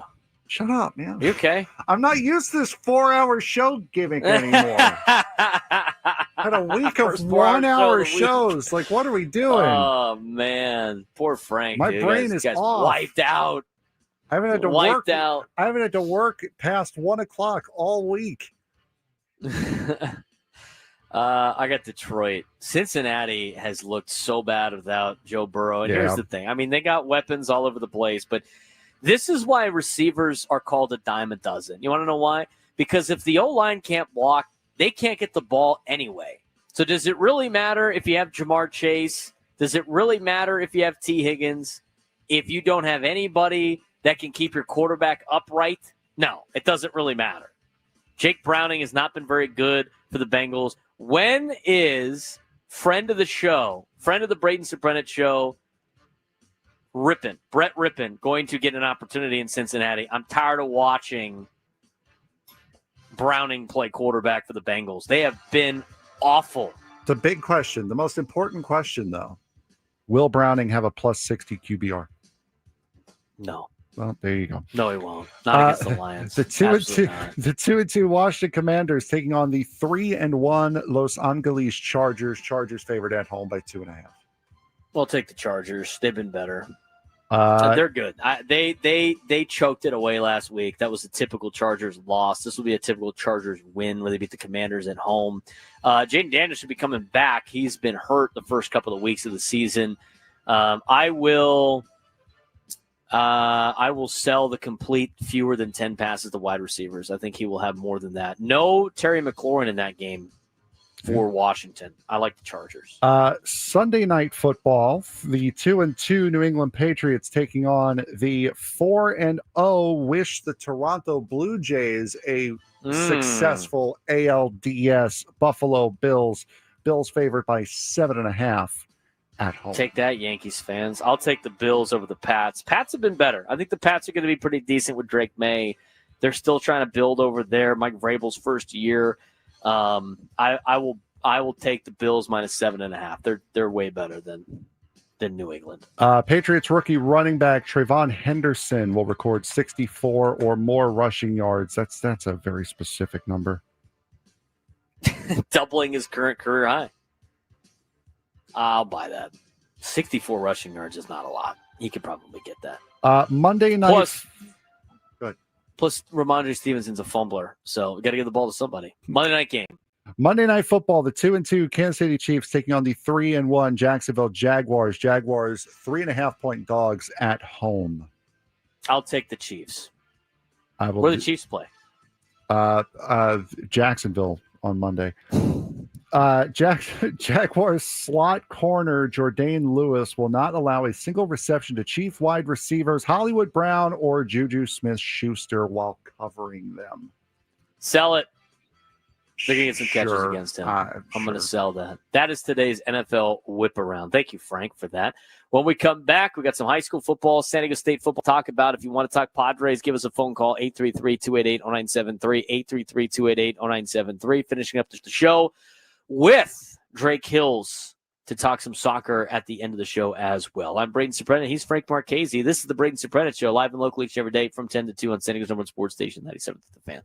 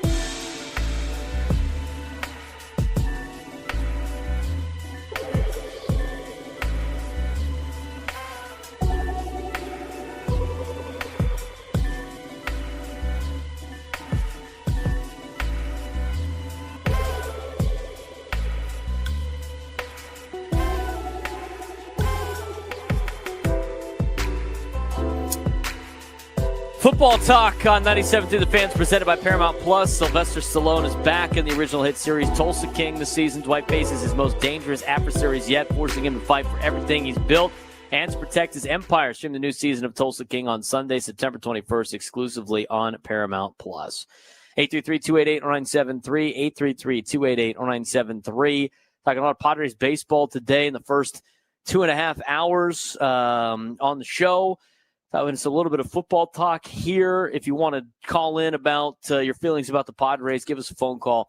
We will take it on the air. Now, when we come back, Drake Hills will join us to talk a little San Diego FC. Before that, we do want to talk about high school football and San Diego State football tonight. Another packed Friday night under the lights in San Diego. 10 huge games on the slate tonight. Let's take a dive into some of the best games in San Diego. We'll start in the Avocado League, Avocado West League, where it doesn't get bigger than this. Number 4, La Costa Canyon at number 3, Mission Hills. Both teams are 5-0. Kickoff will be at 7:15 up in San Marcos at Mission Hills High School. La Costa Canyon quarterback Quinn Roth has thrown for 950 yards and 12 touchdowns, and he's got weapons everywhere. Kobe Herman with 661 rushing yards and 9 touchdowns, plus Jackson McGorry and Lennox Marucci. On the outside, the Mavericks have outscored big play receiver, or the Mavericks have outscored their opponents 217-78. Mission Hills, though, is just as tough. They're led by Penn State commit Troy Hune at quarterback and big play receiver Mizell Quackenbush. Grizzlies have outscored their foes 180-40. 2 top 25 teams in California, both undefeated. Something's got to give tonight in San Marcos. I like La Costa Canyon in this game over Mission Hills. In the Central League, it's Claremont at 1-5, at Canyon Hills 2-3.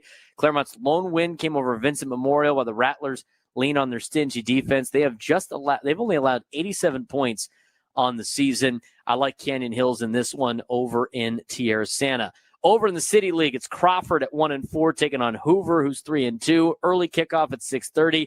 Hoover's dual threat quarterback Ezekiel Manuel has been spectacular. He's got 1,212 passing yards, 422 rushing yards, and 18 total touchdowns. Crawford counters that with Khalid Ali in the backfield and receiver Colin Hunt. I like Hoover to take down Crawford tonight in the City League. Out in the Eastern League in the City Conference, this is a big one. Point Loma, 5-0 on the season, looking to continue their undefeated season as they go down to San Diego High, who only has 1 loss, and that is to top 10 ranked Rancho Bernardo last week. They went to overtime in that game where RB survived against San Diego High. Point Loma are unbeaten behind 2A star Romeo Carter, who's committed to Boise State. He already has 9 receiving touchdowns. San Diego's Jaden Harris has thrown for 810 yards, and do-it-all wideout Kai Cooper, the son of Stephen Cooper, has 39 catches, 491 yards, plus 39 tackles on defense. The Cavers are coming off a tough overtime loss to Rancho Bernardo last week. Point Loma has San Diego High this week to try to continue their undefeated season. They will host Cathedral Catholic next week. Out in the East County in the Grossmont Hills League, El Cap at 4-2 taking on Steel Canyon, who is a perfect 6-0 out there in Hamul. Vaqueros ride a 4-game win streak led by defensive standouts Spencer Chastang, Bruin Ford, and Lincoln Walker. But Steel Canyon is unbeaten. Quarterback Gavin Kaha has nearly 1,000 passing yards and 10 touchdowns, and the defense is anchored by Luke Rode, Gunnar Minnick, and Vincent Pryor. I like Steel Canyon to continue their undefeated season against El Cap tonight out there in Hamul. In the Grossmont Valley League, Monta Vista will take on West Hills out in Santee. Monta Vista 3-2 on the year. West Hills looking for their first win of the season. Monta Vista stumbled last week against El Cap, while West Hills is still searching for that first win despite some very close games and some close calls. I like the Monarchs to take down the Wolfpack. Also, out in East County, in the Grossmont Valley League, Valhalla at 1-4, taking on Grossmont at 4-1. Valhalla has been outscored this season 171-28 since week 1. Grossmont has shifted gears this year, 687 yards to the air, 794 on the ground. This is a team that has had some very impressive passing numbers over the last handful of years under their head coach and Anthony Lawrence, former Grossmont Foothiller himself, or should I say Grossmont Foothiller alumni, I like the Foothillers to improve to 5-1 with a victory over the Norsemen tonight. In non-league action, Rancho Buena Vista, the Stampede Longhorns taking on Mira Mesa over at the Mecca. Mira Mesa 3-2 on the year. RBV is 3-3. RVB quarterback Van Piercy has 712 yards passing, and the Longhorns are chasing their first winning season since 2017. Mira Mesa started off hot at 3-0, but has been outscored 86-13 in the past 2 weeks. Of course, dropping that game to Scripps Ranch 50-0. I do have the Mecca this week, though, at Mira Mesa. I think Mira Mesa takes down RBV. Another big game up in the North County. San Marcos 7 in the county, 4-1 at Oceanside is 2-3. Oceanside coming off of a big win against Mount Miguel last week. They'll kick this game off at 7:15. Night Star Zamar Reese has piled up 1,154 yards of offense and 12 touchdowns, while quarterback Crete McKeely has 877 in the air. Oceanside sophomore quarterback Anthony Barcanero has 1,061 yards through the air, and the Pirates are coming off back-to-back wins over Helix and Mount Miguel. I think Oceanside makes this one close against San Marcos, but I will take San Marcos in this game over the Pirates. Finally, we got tonight's matchup that I will be at up here in the Bay Area. State level showdown. Number 2, Cathedral Catholic in San Diego. Number 13 in the state of California, taking on Concord de La Salle. De La Salle is ranked number 19 in the country at 5-0. Both teams are 5-0. Cathedral quarterback Brady Palmer, who is committed to Cal Berkeley, 1,190 yards passing and 11 touchdowns. Honor Falave Johnson, Willie Flores, and Isaac Cook do give the Dons some balance everywhere, but De La Salle is a national power. They're led by Braden Knight at quarterback, North Carolina commit Jaden Jefferson, and Deuce Jones-Drew is a great running back for Concord de La Salle, just like his dad, who also represented Concord de La Salle. I don't know if you've heard of this guy's name before. NFL star Maurice Jones-Drew. Yeah, it's his son Deuce. That's the starting running back for the Spartans now. Both teams are ranked in the top 15 in California. True heavyweight matchup for you up here in the Bay Area. Again, Concord de La Salle ranked 19 in the country. So we'll see what Cathedral Catholic has in store in this particular game up here in the Bay Area. That's your Friday night high school football preview. 10 games, tons of star power, and plenty on the line as league play starts to heat up. Frank, we're going to talk about the Aztecs and we're going to get to some phone calls. I think it's probably get to some phone calls here and let's people talk a little bit about the Padres. Let's get out to Ollie in Spring Valley. Ollie, you're on the Braden Surprenant Show. What's going on? Hey, what's going on, guys? Thanks for taking my call, B-Serp. Hey, I just want to give a quick take on Fernando Tatis. This act that he's pulling, I'm not feeling it, man. The guy's supposed to be the face of the Padres. But when things don't go his way, he's moping, pouting, just really dragging the energy down. That's not leadership. That's dead weight. Honestly, I'd rather see this team built around Merrill. At least the kid plays with some hustle. He looks hungry, So, anyways, that's my take.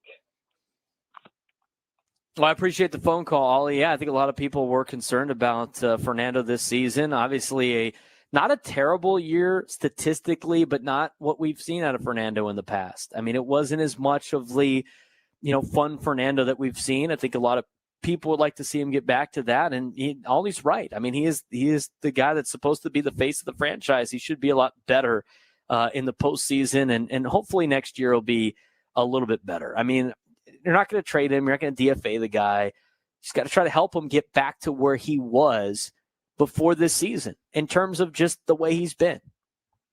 And I think that's fair criticism from the fans. 833-288-0973, 833-288-0973. Let's get out to Martin and Santee. Martin, what's going on? Gentlemen, good Friday to you. It's, let's start this morning. The sun came up. We live in San Diego. The Padres made the playoffs.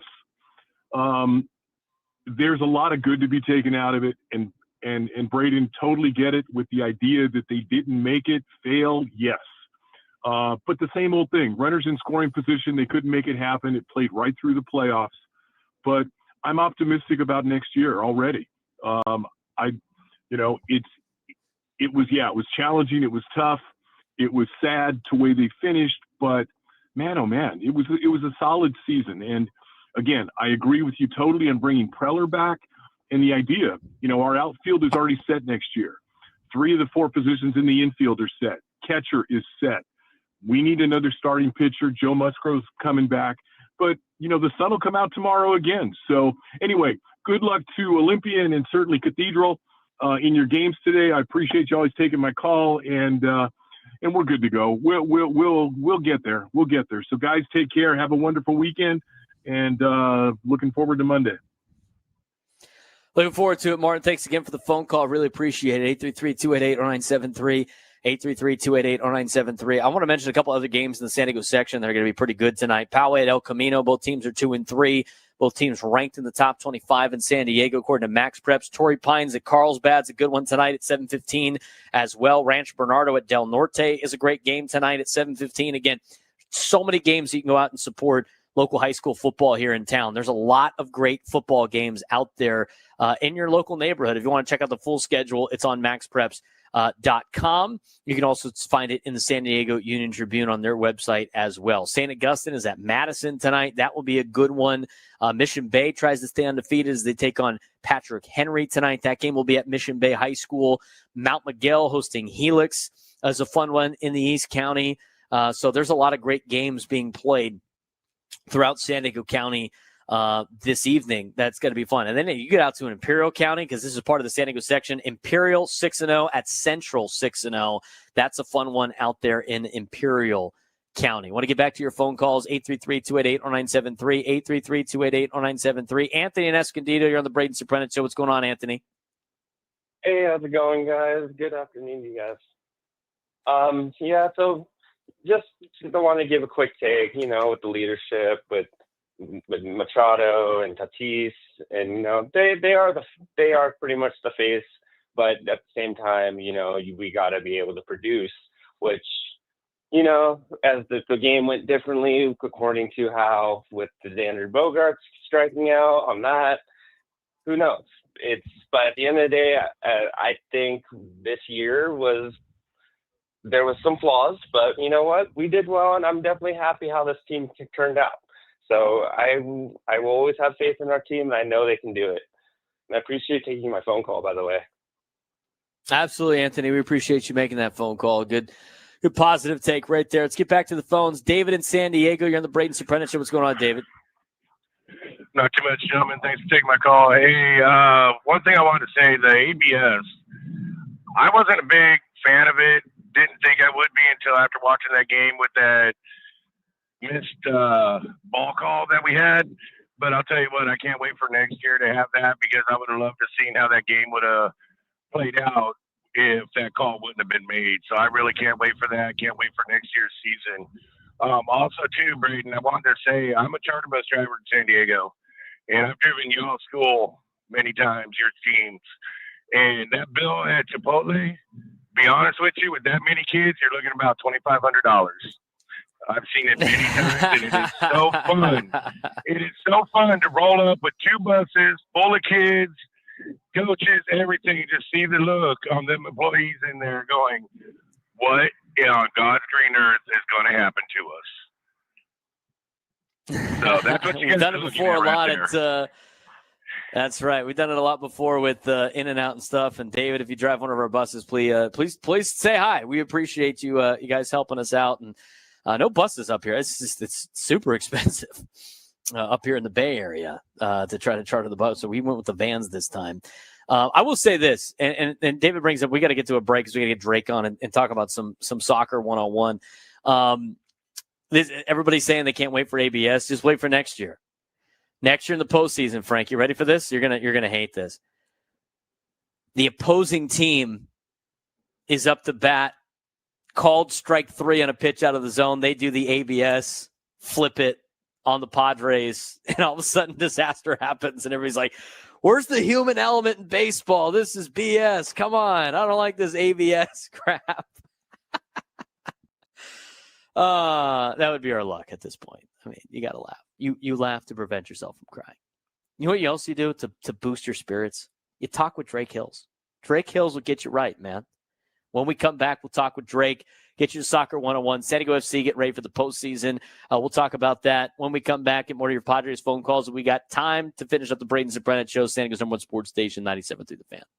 Okay, so listen, fall is coming, which means this is the moment to plant your yard just like my family does. Hey everyone, Tony Gwynn Jr. here, and I'm telling you, Moon Valley Nurseries has you covered. They're the growers. They literally grow the trees, plants, shrubs on their own farms right here in Southern California. So they're already ready for your yard. You pick it, they design it, they plant it, you just enjoy it. I mean, why wait? Thousands of trees are ready right now. Call Moon Valley Nurseries or visit them online today at moonvalleynurseries.com. Jack here. Did you know my $3.49 sourdough scramblers are available all day? Toasted sourdough with bacon or sausage, scrambled eggs, and melty cheese. Yum. All for just $3.49. Get so much more. Plus tax. Limited time only. Price and participation may vary. Welcome to Talking About. This hour is brought to you by the new Chase Sapphire Reserve for Business. Introducing the business card that gives back all you put in.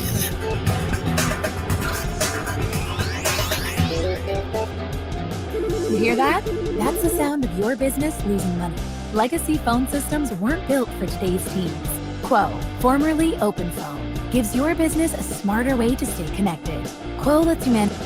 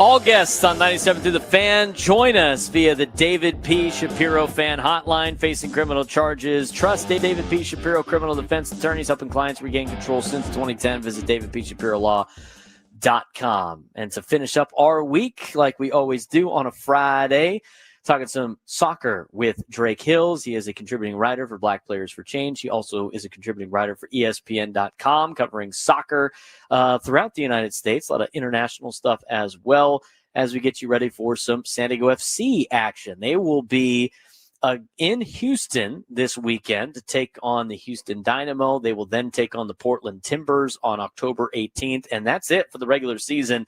San Diego FC will now dive into the postseason, and we need to learn a little bit about how the postseason kind of works for San Diego FC. So we will talk to Drake about that. But Drake, how's your Friday going? It's going awesome. I mean, early start. You got to love a Friday. It's always interesting. I'm in Kearney Mesa. I'm actually not far from the station, and made my way up there to Torrey Pines. And I think it's just interesting. You're up there at 6:30 in the morning. It's bright on the east side of the 15. You make your way to the coast, it's like a whole new world. The sun's not out yet. Everything's still dark. People still sleeping. But early bird gets the worm. So here we go. Soccer is back. We did get a YouTube chat question for you. Did you eat at the remote last week, Drake? How was Baja Rick's? Hey, let me tell you something about this birria quesadilla. And what else did we have? I think we had the birria grilled cheese. We had the Cali B, the Cali B, and we had the bacon cheeseburger quesadilla or whatever. Like the three things that we got. The grilled cheese. That's what it was. It's like the birria grilled cheese. You're a big birria guy, right? Yeah, that's my thing. That's my thing. Let me tell you something about Baja Rick's. If I would go there, obviously, pre and post Padres games, but man, if I'm downtown and before I want to go to an SDSU football game, obviously, they're playing tonight. The Aztecs are playing tonight. I know SDFC's on the road, but I would even have a watch party there. Like, can we get a watch party at Baja Rick's? Can we get a San Diego FC playoff game watch party at Baja Rick's? Like, that's the type of place that I want to be in. Quality food, but Big Rick, man, shout out to Baja Rick. That's a solid guy right there. Great guy. We love talking about Baja Rick. Listen to our segment, and then brought over the food that we were thinking about, dreaming about, drooling about, and it came in clutch. It was awesome. We thoroughly enjoyed it. Thanks again to Baja Ricks for last week. All right, let's talk some soccer. Tough one for San Diego FC. Last week, again, it was their last, home game against San Jose. They dropped 1-0. Still same issues without the having a main striker on the team. What did you see out of that contest against San Jose? I saw a typical final third of a season issue, right? Yeah, I think this isn't specific to SDFC. Typical, you dominate possession. They had about 61% possession. They outshot San Jose, both on target and total. They had the better quality chances. Their XG, their expected goals, which measures the quality of the scoring chance that you can create, was double, almost triple that of San Jose. And San Jose, rightfully so, and in their own right, they have Espinoza, they have Joseph Martinez, they have guys who you would consider to be the out-and-out strikers who can put the ball in the back of the net. But if we're thinking about the body of work here, 2025, San Diego FC should have won that game. They performed like a winner in that game. And that's just the way soccer works sometimes. When you're the one who's on the front foot, you've got the best chances, but you don't convert. And unfortunately, you either drop a point or you put up a goose egg, which is what they did. We're talking with Drake Hills, who is a contributing writer for Black Players for Change and for ESPN.com, talking some San Diego FC with all of you as we finish up our work week here on a Friday afternoon. All right, let's talk about the finish here. San Diego FC is locked into the playoffs. And looking at their current playoff standings. I mean, maybe something to play for, not really, but getting ready for the postseason. Still got 2 games left. How do you think Mikey Varis and company will attack these next 2 games? Yeah, so ultimately this is all about matchups at this point. So San Diego FC is guaranteed a top 4 spot. So that means that they are guaranteed to host at least one playoff game in the MLS Cup playoffs. And here's the thing, right? So if we're not to get too ahead of ourselves, but we have to think about, that first round bye where you're not playing in the wild card, which will be on the 22nd. So you're waiting to see what happens in those wild card matches to see who you would play in round 1. And just looking at the standings, you're thinking about teams like a Colorado or a rematch against San Jose at Snapdragon. So those are the 2 teams that you're thinking about. Who knows? I mean, I think Portland, who San Diego will face on the last day of the season, we call it decision day, I think they're safe at number 7 with 44 points. So I think it's really between Dallas. You might even want to say Salt Lake, but it's really between Dallas, San Jose, and Colorado as potentially the teams that you could face in that round 1. So apart from that, I mean, even some of the individual accolades, right? Anders Dreyer, he's the assist leader across all MLS. But then going back to the collective side, Inter Miami last year, they had the record for most points on the road. And San Diego FC could very well break that record. Right now, San Diego FC is at 31 points. They need 37 in order to tie the record that Inter Miami had reached last year. So Inter Miami went 11 wins, 2 losses, 4 ties. That tied the 1998 LA Galaxy for most points earned on the road for an MLS franchise. So there are things to be played for. There are history, playoff positions, but also individual accolades that San Diego can look to when they go down to humid Houston tomorrow. Definitely humid Houston down in the state of Texas. We're talking with Drake Hills, contributing writer for Black Players for Change, as well as ESPN.com. How did it? We haven't really dove into this too much yet with the MLS playoffs, right? And how the playoffs kind of work. I mean, I know there's certain rounds then play and going home and away, kind of like some series. But how does the MLS playoffs work for all of us new to the MLS with our brand new team? Yeah, so with the tricky thing, Braden, is that, obviously with expansion having been built up into the 30 teams that we have now, if we're going back to when I first started covering the league, there were, 26, 27 teams. So the playoffs has changed from, going into this decade. But essentially what happens is if you're looking at the standings, you've got both of the top 14 teams, 7 in the West, 7 in the East. They get a spot. But when you're talking about the wild card, what happens is you've got a one-off. Kind of if you were to make it a one-off game in an MLB, you take the best of 3, you make it a one-off. And the winner of that, from both sides, they would go and play the top seed who has the bye. And here's where things get tricky. At round 1, it becomes a best of 3 series. And same thing goes with, we're really on both sides, East and West. But then it switches back to a one-off when you get to the conference semifinals. So that's where, if you're not able to get past a team in round 1, I think that's where a lot of upsets happen. But that's tough. So to break that down, you have 2 single elimination games at the wild card. You have the 8th seed and the 9th seed, both in the East and in the West. And that winner would go and play number 1. Now, when you go down to round 1, you have no ties. There are no aggregate scores. So what happens is the higher seed hosts the first match, then the lower seed, then the higher seed again. So it's basically, you got to win 2 games. Regardless of how you win, you got to win them. And then you go to the semifinal, or the conference semifinal, that goes back to single elimination. So that's 1 versus 8 or 9. We'll play 4 versus 5. 3 versus 6. We'll play 2 versus 7. And the rest is pretty much self-explanatory. But I think it's always tough getting into that round 1. Not to beat a dead horse here, but when it's a best of 3, it's really who is the hottest team. And it's not necessarily the team that you would think if you're going back to what happened last year. Obviously, Inter Miami They win the Supporters Shield. They have the best record overall. They have the best home record.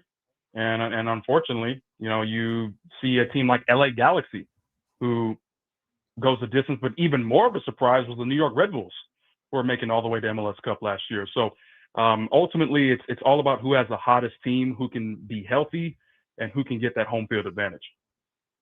Yeah, pretty crazy format. Wild card round, as you mentioned, the 8 versus the 9, and single elimination match. Winner gets to go play the number 1 seed, and then you get to the first round, which is best of 3, and then it's all single elimination tournament after that. And that's going to be fun, and I'm looking forward to that. Drake, we always appreciate the time. We're running out of time here on a Friday. We'll talk more with you next week, recapping how they did against Houston and getting ready for the last last regular season game for San Diego FC against Houston. And then it's going to be all MLS playoffs. I know you got the day off tomorrow. I know not have to worry about the Oregon Ducks tomorrow. Feeling good after last week, huh? Yeah, I'm feeling good, but I got to share some of that love for you. I know what happened in Tempe last weekend, but hopefully the Horned Frogs, they got to redeem themselves. They got Dion tomorrow night at it's a 4:30 kickoff out here on the West Coast. It's the blackout game because it's a night game.